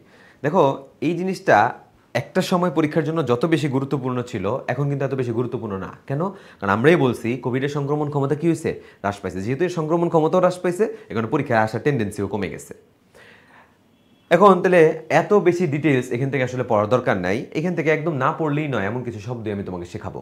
সে হচ্ছে কোভিড-19 যদি তোমাকে লেকচার দিতে বলে, তুমিও 2-3 ঘন্টা ধরে কথা বলতে পারবা। তো এত কথা বলে তো লাভ নাই, আর দরকার হচ্ছে আসলে পড়া পড়ে মনে রাখা। তাহলে এই ক্ষেত্রে আমরা যেটা করবো সেটা হচ্ছে, এখানে আসি দেখো, সেটা হচ্ছে যে এই রোগটা আমাদের দেহে সংক্রমণের পরে কতদিন ইনফেক্টিভ থাকে। এটা নিয়ে শুরুতে অনেক কন্ট্রোভার্সি ছিল, কিন্তু পরবর্তীতে ওরা একটা সিদ্ধান্তে উপনীত হলো কি, যে 14 দিন। এখন পরবর্তীতে যেটা করছে যে 14 দিন থেকেও কমায় কিন্তু 7 দিনে নিয়ে আসছিল। এই সময়কালটাকে বলা হয়তো কোয়ারেন্টাইন পিরিয়ড বা আইসোলেশন পিরিয়ড। আচ্ছা, এখন এইটা যখন পরবর্তীতে আমাদের দেশে আসলো, কি কি লক্ষণ নিয়ে আসলো? সত্যি কথা বলতে গেলে কোভিডের অ্যাকচুয়ালি কোনো লক্ষণ ছিল না। এমন অনেক রোগী আমাদের চারপাশে ঘুরে বেড়াইছে যার কোনো লক্ষণ নাই, কিন্তু টেস্ট করলেই কোভিড পজিটিভ। আবার এমন অনেক রোগী ঘুরে বেড়াইছে যার চারপাশে লক্ষণই লক্ষণ, কিন্তু টেস্ট করতেছে নেগেটিভ। আর এক গ্রুপ ছিল যে লক্ষণ ভরা কিন্তু স্বীকার করতো না, মানে টেস্ট করবে না তারা। এখন আমার কথা হচ্ছে, বইয়ে তো এইভাবে কোনো কিছু লেখে না, বইয়ে কিছু লক্ষণ লিখছে, সব কি মনে রাখতে হবে না, কিছু জিনিস মনে রাখতে হবে। কেন? বইয়ের লাইন এবং এমসিকিউতে জিনিসটা আসার প্যাটার্ন দেখে। কেন? দেখো বইয়ে বলছে এর লক্ষণ প্রথম প্রকাশ পায় কি, জ্বর। তাহলে লক্ষণ সবই, কিন্তু যদি পরীক্ষায় প্রশ্ন করে প্রথম কোনটা প্রকাশ পায়, অ্যান্সার কিন্তু একটাই, জ্বর।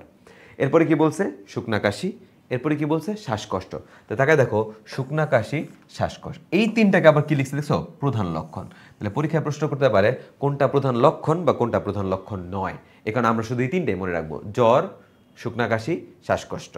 এই তিনটা হচ্ছে প্রধান লক্ষণ। এদের মধ্যে আবার প্রথম প্রকাশ পায় কোনটা? জ্বর। বাকিগুলো তুমি নর্মালি ঠিক করবা। এবার আসি, এই রোগটা কেন এত বাজেভাবে ছড়াইলো, আর যাদের হয়েছে বা কি করলে আমরা এটা প্রতিহত করতে পারতাম, বা যাদের হয়েছে তারা সবাই কি মারা গেছে কিনা। তাহলে আসি, প্রথম কথা হচ্ছে এটা তো আমাদের শ্বাসতন্ত্রজনিত অসুখ ছিল, যেটা আমাদের দেহে প্রবেশ করতো নাক মুখ দিয়ে এবং আমাদের দেহ থেকে ছড়াইতো নাক মুখ দিয়ে। মানে আমরা যে কথাবার্তা বলি, হাঁচি কাশি দিই, তখন যে সিক্রেশনগুলো বের হয়, ওই সিক্রেশনের ড্রপলেটের মধ্যে জীবাণুগুলো থাকতো। এই কারণে প্রথমত এই রোগটা যখন আসলো, তখন কি বলছিল সবাইকে কি করতে? মাস্ক পরতে, মানে কি নাক আর মুখ ঢেকে রাখতে। তখন যেটা গেছে যে প্রথম প্রথম খুব বিরক্ত হতো মানুষজন, ধর মাস্ক পরবো না, আমরা তো বীর বীর বাঙালি, এই কারণে আমাদের কোনো অসুখ হবে না। আলটিমেটলি কিন্তু সবারই কম বেশি, আমাদের দেশেও কিন্তু এই রোগটা হয়ে গেল।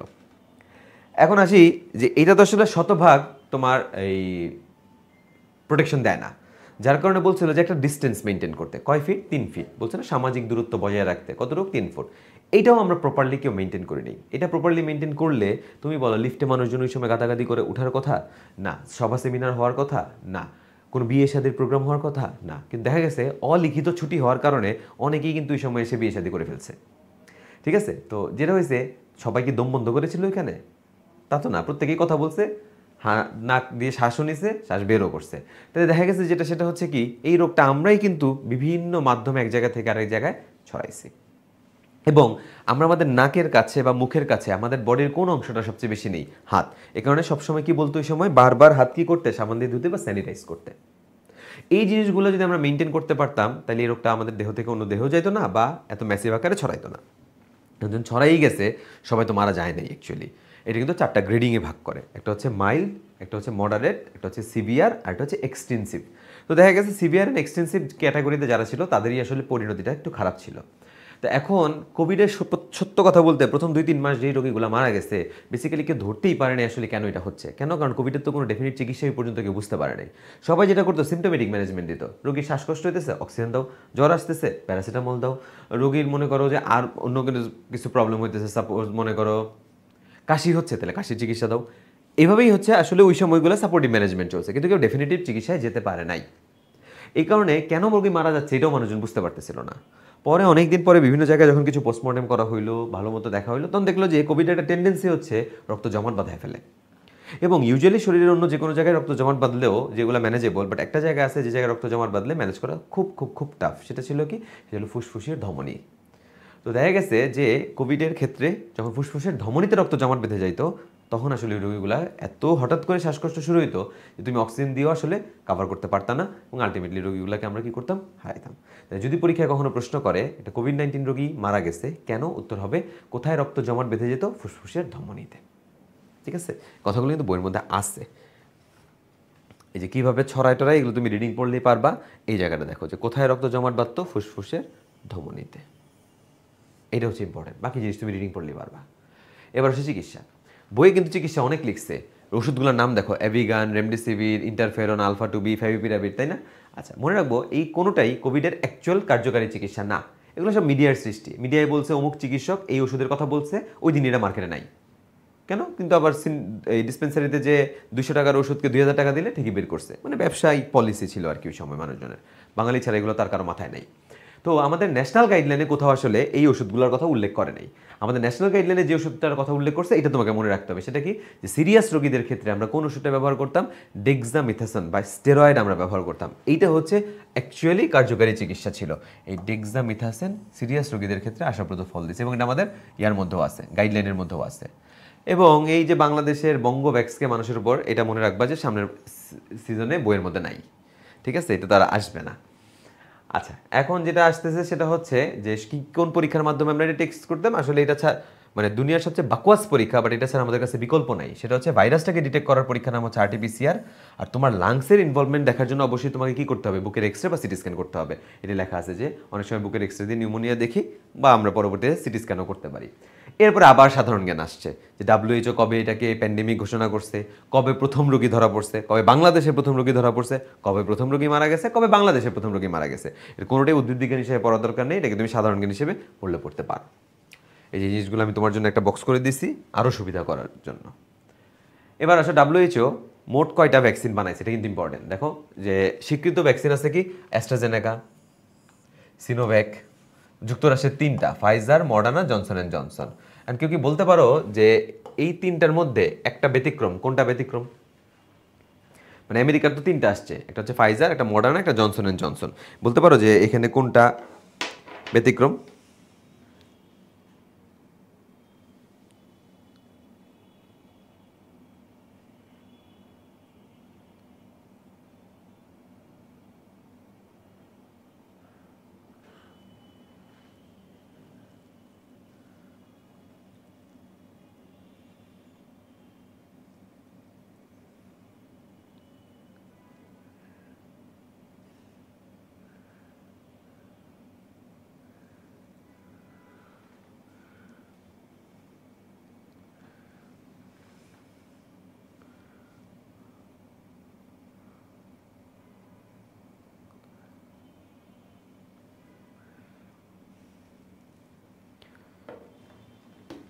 কি আমরা অ্যান্সার দিলাম না?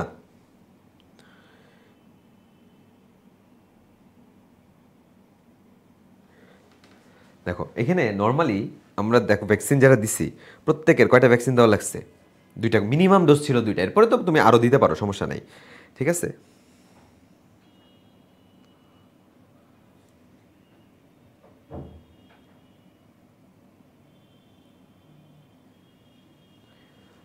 কিন্তু জনসন অ্যান্ড জনসন যেটা ছিল যে অন্য সবাই যেমন 2টা দেওয়া লাগছে, বাট জনসন অ্যান্ড জনসনের একটা ভ্যাকসিন নিলেই হইতো। ওটাই হচ্ছে জাস্ট পার্থক্যটা, বেসিক পার্থক্য ছিল ওইটাই।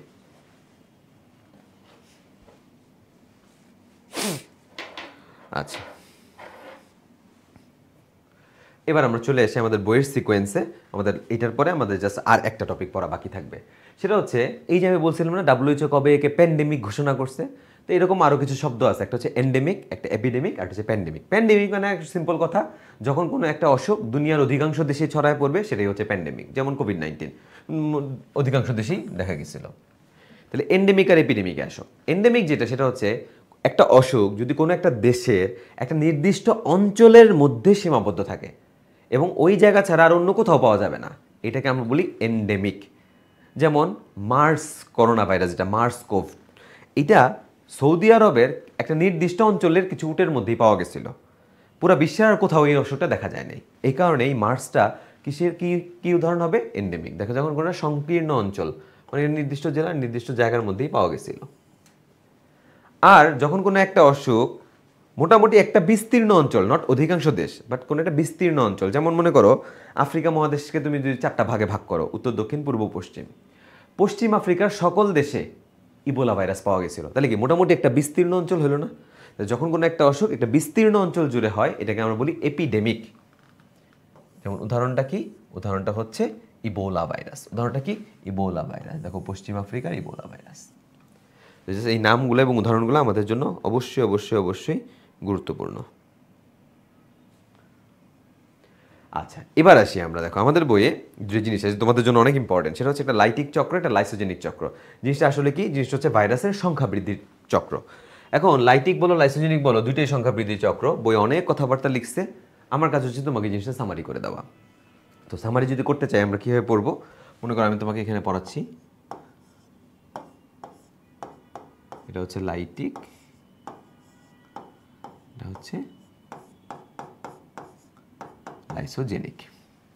খেয়াল করে এই যে আমি লাইটিকের টি বড় করছি, লাইসোজেনিকের এল আর জিইএন বড় হাতে লিখছি, সব কিছুই তোমাকে বোঝানোর জন্য। প্রথম কথা হচ্ছে দুইটাই কিসের চক্র? ভাইরাসের সংখ্যা বৃদ্ধি চক্র। তার মানে দুইটার শেষেই সংখ্যা বৃদ্ধি হবে। লাইটিকের শেষে সংখ্যা বৃদ্ধি করে তৈরি করবে 3টা নতুন ভাইরাস, কিন্তু লাইসোজেনিকে মাত্র 2টা। এবং ভাইরাস তো সংখ্যা বৃদ্ধি একা ঘটাইতে পারবে না, অবশ্যই তাকে কোনো একটা পোষকের অভ্যন্তরে যে কাজটা করতে হবে। এই কাজটা তারা করবে ব্যাকটেরিয়ার দেহে। ভাইরাস এই যে সংখ্যা বৃদ্ধিটা করতেছে কার দেহে? ব্যাকটেরিয়ার দেহে। আমাদের এখন যেটা জানতে হবে, তাহলে ওই ব্যাকটেরিয়ার পরিণতি কি হবে? লাইটিক শব্দটা আসছে লাইসিস থেকে, যার মানে ভাঙা, বিদীর্ণ হওয়া বা বিগলন করা। ভাইরাস তো বিগলিত হবে না, তাহলে বিগলিত হবে কে? ব্যাকটেরিয়া। তাহলে যদি পরীক্ষায় প্রশ্ন করে কোন চক্রের শেষে ব্যাকটেরিয়া ধ্বংস হবে, আমরা বলবো লাইটিক চক্রের শেষে ব্যাকটেরিয়া ধ্বংসপ্রাপ্ত হবে, কিন্তু লাইসোজেনিকে ব্যাকটেরিয়া ধ্বংস হবে না। কেন হবে না? ব্যাকটেরিয়া যেমন ছিল তেমন কেন থাকবে? আমি দেখো লাইসোজেন, জেন বড় করে লিখছি না? জেন মানে জেনেসিস, মানে নতুন কিছু তৈরি। তার মানে আসলে এই চক্রের শেষে আমরা দেখবো ভাইরাস আর ব্যাকটেরিয়া মিলে আসলে নতুন কিছু তৈরি করছে। তার মানে কি ব্যাকটেরিয়াকে ধ্বংস করা যাবে? যাবে না। কে কোন চক্র করবে? লাইটিকের টি বড় করে লিখছি না? তার মানে টি সিরিজের যতগুলা ফাজ আছে, I mean T2 T4 T6। আর লাইসোজেনিকের এল বড় করে লিখছি না? মানে আসলে ল্যামডা সিরিজের যতগুলা ফাজ আছে। আমরা একটু আগে পড়ছিলাম না কোলিফাজ, কোলিফাজ হচ্ছে ল্যামডা সিরিজের ফাজ। তো এখন তোমাকে বললো যে এই দুইটা চক্রের মধ্যে কোন চক্রের তীব্রতা বেশি, মানে কোনটা তীব্র চক্র। তাহলে তীব্র চক্র কোনটা? তুমি দেখো একটা শেষে 3টা তৈরি হইতেছে, আর এটা মাত্র 2টা। একটা কি করছে? পুরো ব্যাকটেরিয়া ধ্বংস করে ফেলছে, আর এটা ব্যাকটেরিয়ার উপর কোনো প্রভাব নাই। তো তুমি বুঝতেছো এখানে তীব্র বা মারাত্মক চক্র কোনটা? লাইটিক চক্র। তো ভাইরোলজির ভাষায় যারা তীব্র তাদেরকে বলা হয় ভিরুলেন্ট।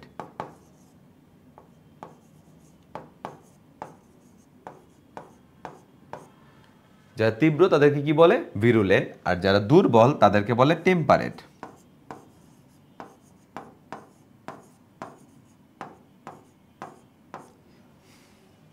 তাহলে ভিরুলেন্ট, টেম্পারেট। আচ্ছা, এখন আসো কোন চক্রে কে হেল্প করে। লাইটিক চক্রে যেহেতু টি সিরিজ, T2 ফাজ, কোন এনজাইম পাওয়া যায়? লাইসোজাইম। কোন এনজাইম পাওয়া যায়? লাইসোজাইম। তার মানে লাইটিক চক্রে ভূমিকা আছে কোন এনজাইমের? যদি প্রশ্ন করে অ্যান্সার হচ্ছে লাইসোজাইম এনজাইমের। আর লাইসোজেনিক চক্রে কি হয়? দেখো লাইসোজেনিক চক্রে এনজাইমের ভূমিকা আছে, কিন্তু কাজ টোটালি ডিফারেন্ট। একটা এনজাইমের নাম হচ্ছে নিউক্লিয়েস,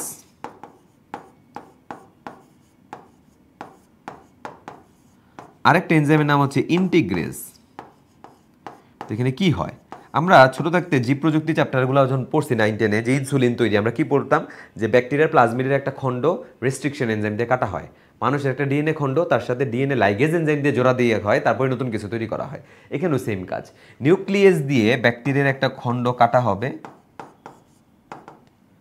ইন্টিগ্রেজ দিয়ে ভাইরাসের খণ্ড ব্যাকটেরিয়ার খণ্ডকে জোড়া দেওয়া হবে। এর ফলে নতুন যে জিনিসটা তৈরি হবে তার নাম হবে প্রোফাজ। নতুন যে জিনিসটা তৈরি হবে তার নাম কি হবে? প্রোফাজ। তাহলে পরীক্ষায় প্রশ্ন করে প্রোফাজ দেখা যায় কোন চক্রে? লাইসোজেনিক চক্রে। লাইটিক চক্রে দেখা যাবে? দেখা যাবে না। এইটা হচ্ছে বেসিক, তোমাকে এই লাইটিকের এই কথাটা জানতে হবে, লাইসোজেনিকের এই কথাগুলো জানতে হবে। এবার আসি তোমাকে স্টেপগুলো নিয়ে যদি আমি বলি, ঠিক আছে? দেখো লাইটিক চক্রটা ইম্পর্টেন্ট। এখানে কি হয়? এখানে প্রথমেই দেখো যে একটা ইকোলাই ব্যাকটেরিয়ার গায়ে টিটোফাস ভাইরাসটা বসছে। পরের ধাপে মানে অ্যাটাচমেন্ট হইলো, পরের পয়েন্টে পেনিট্রেশন বা অনুপ্রবেশ হয়। কে অনুপ্রবেশ করে? খেয়াল করে দেখো তো, ভাইরাস তার পুরো দেহ বাইরে রেখে কেবলমাত্র কাকে প্রবেশ করাইছে? ডিএনএ কে প্রবেশ করাইছে। তো এখানে আমার একটা প্রশ্ন, যে কেন সে শুধু ডিএনএ প্রবেশ করাইলো, কেন পুরাটা দেহ নিয়ে প্রবেশ করাইলো না? আর এখানে তো আসলে অনলাইনে এত বড় অ্যান্সার লেখা যাবে না, আমি তোমাকে বলে দিই সেটা। সেটা হচ্ছে আমরা একটু আগে পড়ছি যে একটা ভাইরাসের দেহ কি দ্বারা তৈরি? প্রোটিন। প্রোটিন নির্মিত অংশের নাম কি? ক্যাপসিড। ক্যাপসিডটা কোন স্বভাবের? অ্যান্টিজেনিক স্বভাবের। তো একটা ব্যাকটেরিয়ার দেহে যদি ভাইরাস তার ক্যাপসিড সহ ঢুকে, তাহলে ব্যাকটেরিয়াটা শুরুতেই ওইটাকে কি হিসেবে কাউন্ট করবে? অ্যান্টিজেন। তাহলে ওইটার বিরুদ্ধে অ্যান্টিবডি তৈরি করে ভাইরাসকে কি করে ফেলবে? মেরে ফেলবে। তাহলে কি ভাইরাসের সংখ্যা বৃদ্ধি করতে পারবে? না। এই কারণে ভাইরাসটা পুরোপুরি না প্রবেশ করে কেবল কি প্রবেশ করাইছে? Nucleic acid. করোনার মাধ্যমে সে কি করছে?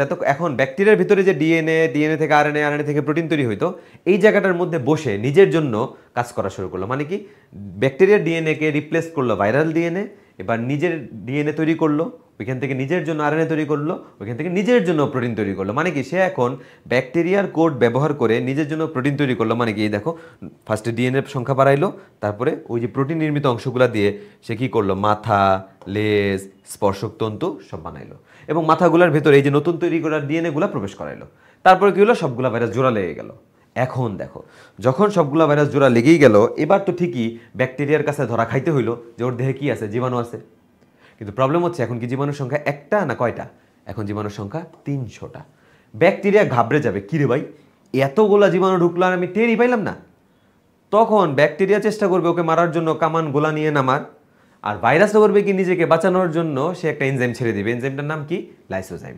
লাইসোজাইম হচ্ছে পিওর বাঙালি, মানে কি যা দিবা তাই খাবে, মানে খাই খাই স্বভাবের। এবং বাঙালি, বাংলাদেশের ম্যাক্সিমাম বাঙালির সাথে যদি তুমি কম্পেয়ার করো, ম্যাক্সিমাম বাঙালির ফেভারিট খাবার কি? ভাত। সত্যি কথা, আমরা ভেতো বাঙালি। তো তুমি যেখানে যাও দেখবা, ঢাকা শহরের কথা বাদ দিলাম, বাট গ্রাম মানে আশপাশের পেরিফেরির পোর্শনে ম্যাক্সিমাম মানুষই 3 বেলা কি খেতে ভালোবাসে? ভাত খেতে ভালোবাসে। তো এইখানে লাইসোজাইমেরও সব কিছুই সে খাবে, কিন্তু যেখানে কার্বোহাইড্রেট দেখবে ওই জায়গাটায় সে আগে যাবে, দেন সে লিপিড প্রোটিন ওইগুলোকে আলাদা করে খাবে। এখন দেখো, একটা ভাইরাসের দেহের গঠনের কোথাও কোনো কার্বোহাইড্রেট আছে না, কিন্তু ব্যাকটেরিয়ার কোষপ্রাচীরটা কি? মিউকোপেপটাইড আর পলিস্যাকারাইড, মানে কি কার্বোহাইড্রেট দিয়ে তৈরি। এই যে লাইসোজাইমটা, এখন সে কি খাবে? ব্যাকটেরিয়ার দেখো কোষপ্রাচীরগুলো খাওয়া শুরু করলো। খাইলে মাঝখানে যে গ্যাপটা তৈরি হইলো, এই গ্যাপ দিয়ে সবগুলা ভাইরাস কি হয়ে গেল? বাইরে হয়ে গেল, এবং আলটিমেটলি ব্যাকটেরিয়াটা কি হয়ে গেল? ধ্বংসপ্রাপ্ত হয়ে গেল। তো দেখো, আমাদের লাইটিক চক্রের সংখ্যা বৃদ্ধি হইল, ব্যাকটেরিয়া ধ্বংসপ্রাপ্ত হইল। কোন এনজাইমের মাধ্যমে? লাইসোজাইম এনজাইমের মাধ্যমে। এবং একটু খেয়াল করো, এই যে এখানে ভাইরাসটা প্রবেশ করলো ব্যাকটেরিয়ার দেহে, ব্যাকটেরিয়া কি টের পাইছে? এই যে নতুন ভাইরাস তৈরি করার আগ মুহূর্ত পর্যন্ত পুরাটা টাইম ভাইরাসটা কি লুকানো অবস্থায় ছিল না? এই টাইম পিরিয়ডটাকে বলে ইক্লিপস কাল। এই টাইম পিরিয়ডটাকে কি বলে? ইক্লিপস কাল। মানে কি, ব্যাকটেরিয়ার দেহে ভাইরাস প্রবেশ থেকে শুরু করে নতুন ভাইরাস তৈরির আগ মুহূর্ত পর্যন্ত যেই সময়কালটা, এটাকে কি কাল বলে? ইক্লিপস কাল। তাহলে ইক্লিপস কাল দেখা যাবে, বা সুপ্তিকাল বলতে পারো, অন্য বইয়ে বলছে। ইক্লিপস কাল দেখা যাবে কোন দশায়? লাইটিক চক্রে। লাইসোজেনিক চক্রে এই ধরনের কোনো কিছু বলা নাই। তাহলে এই গেল হচ্ছে আমাদের তোমার হচ্ছে লাইটিকের ডিটেলস পড়ানো শেষ, অ্যান্ড লাইটিকের সাথে কম্পেয়ার করে লাইসোজেনিক চক্র পড়ানো শেষ। আমি আবার বলতেছি, এই জিনিসটা কিন্তু তোমাদের জন্য থিওরিটিক্যাল পোর্শন যদি চিন্তা করো, অনেক বেশি ইম্পর্টেন্ট। এবার এখানে দেখো, বইয়ের এই ছবিটা একটু ভুল আছে। এখানে যেটা ভুল সেটা হচ্ছে কি, তারা এখানে এসে লাইসিস ঘটাইছে, বাট আমি তোমাকে বলছি যে এখানে কি ঘটানো যাবে না? লাইসিস ঘটানো যাবে না, কারণ লাইসিস হওয়া মানে তো লাইটিক চক্রই হয়ে যাওয়া। ঠিক আছে, বাট অন্যান্য স্যারের বই, আজমল স্যার বলো, আজিবুর স্যার বলো, আলিম স্যার বলো, কারো বইয়ে কিন্তু লাইসিস বলে না, কেবলমাত্র হাসান স্যার করছে। এখন আমরা এই অংশটুকু বাদ রেখে বাকি অংশটুকু মনে রাখবো। কেন? কারণ মুক্ত ভাইরাল জিনোম, এখানে নতুন জিনিস তৈরি হবে, এটি তো আমি তোমাকে বললাম। এই যে আমি যা যা তোমাকে পড়াইছি, প্রত্যেকটা জিনিস এখানে লাইটিক এবং লাইসোজেনিকের কথার মধ্যে আছে। তুমি দেখো, এই চক্র ভাইরাস ব্যাকটেরিয়া কোষে প্রবেশ করে সংখ্যা বৃদ্ধি ঘটায়, ব্যাকটেরিয়া বিতরণ ঘটায়, পূর্ণাঙ্গ ভাইরাস রূপে ব্যাকটেরিয়া থেকে বিতরিত হয়, টি সিরিজ যুক্ত ফাজে হয়। লাইটিক চক্র একটা হলে অনেকগুলো ভাইরাসের সৃষ্টি হয়। কয়টা আমরা সেটা পড়ছি? 300টা। ভাইরাসের সংখ্যা বৃদ্ধি ভাইরাস দ্বারাই নিয়ন্ত্রিত হয়। প্রোফাজ গঠন হয় না। আক্রমণের প্রকৃতি তীব্র, বা এটাকে আমরা কি বলি? ভিরুলেন্ট। এই একটা ভালো মতো সাইড মনে রাখো না, তাইলে তো বাকি জিনিস তুমি যদি টার্ম না মনে রাখো, খালি উল্টা শব্দ বলে দাও না যে এটা ভিরুলেন্ট, তাহলে এটা ভিরুলেন্ট না। টেম্পারেটিভ মনে রাখতে হবে এমন তো কোনো কথা নাই। এটা ভিরুলেন্ট বা তীব্র, তার মানে এটা তীব্র না, মানে ভিরুলেন্ট না। যদি তুমি এর বাইরে মনে রাখতে পারো তাহলে ওকে ফাইন। এই গেল হচ্ছে আমাদের ভাইরাসের অর্থনৈতিক গুরুত্বের আগ পর্যন্ত পড়া। খেয়াল করে দেখো, জাস্ট অল্প কয়েকটা পেজ বইয়ের মধ্যে কিন্তু কিন্তু কি পরিমাণ ইনফরমেটিভ বা তথ্যবহুল। এই কারণে আমি তোমাকে শুরুতেই বলছি যে এই জিনিসগুলোই কিন্তু যদি আমরা যখন মনে করো অ্যাডমিশনের জন্য পড়ি তখন তো আমরা একদিনই পুরোটা ক্লাস করি, বাট এখানে আমি তোমাকে এই একটা ক্লাস আমরা চারটা মানে একটা অধ্যায় 4টা দিন মানে 4 ভাগ করে করে পড়াবো। তো বেসিক্যালি প্রি মেডিকেলটা আমরা এই কারণেই চালাই যেন হচ্ছে স্টুডেন্টরা গো slow but with the flow. তুমি যেন ফ্লোর মধ্যে থাকো পড়ার, আস্তে আস্তেই হোক, কিন্তু জিনিসটা পরবর্তীতে তোমাদের অনেক কাজে আসবে। ঠিক আছে, তো এই হচ্ছে আমাদের পড়া। তো আজকে ট্রায়াল ক্লাসটা আমরা এই কারণে এটা দিয়ে শুরু করলাম। ইনশাল্লাহ পরবর্তী রুটিনে তোমরা পেয়ে যাবা কমপ্লিট রুটিনের মধ্যে যে আবার কবে কোন ক্লাসগুলো হবে, এবং যেই ক্লাসই হবে মেডিকেল একটা সুন্দর সিস্টেম, যেদিন ক্লাস করবা অবশ্যই অবশ্যই তোমাকে সেটার জন্য একটা পরীক্ষা পরের ক্লাসের আগে দিতে হবে। ঠিক আছে, যেমন আজকে তুমি ট্রায়াল ক্লাস করার জায়গা করে যেদিন তোমরা শিডিউল ক্লাসে ঢুকে যাবা দেখবা এটার মধ্যে উপর তোমার একটা পরীক্ষা নিয়ে নিচ্ছে। তো সবাই ভালো থাকবা, সুস্থ থাকবা, ইনশাআল্লাহ বেঁচে থাকলে আমাদের আবার দেখা হবে। টিল দেন সকলকে আল্লাহ হাফেজ।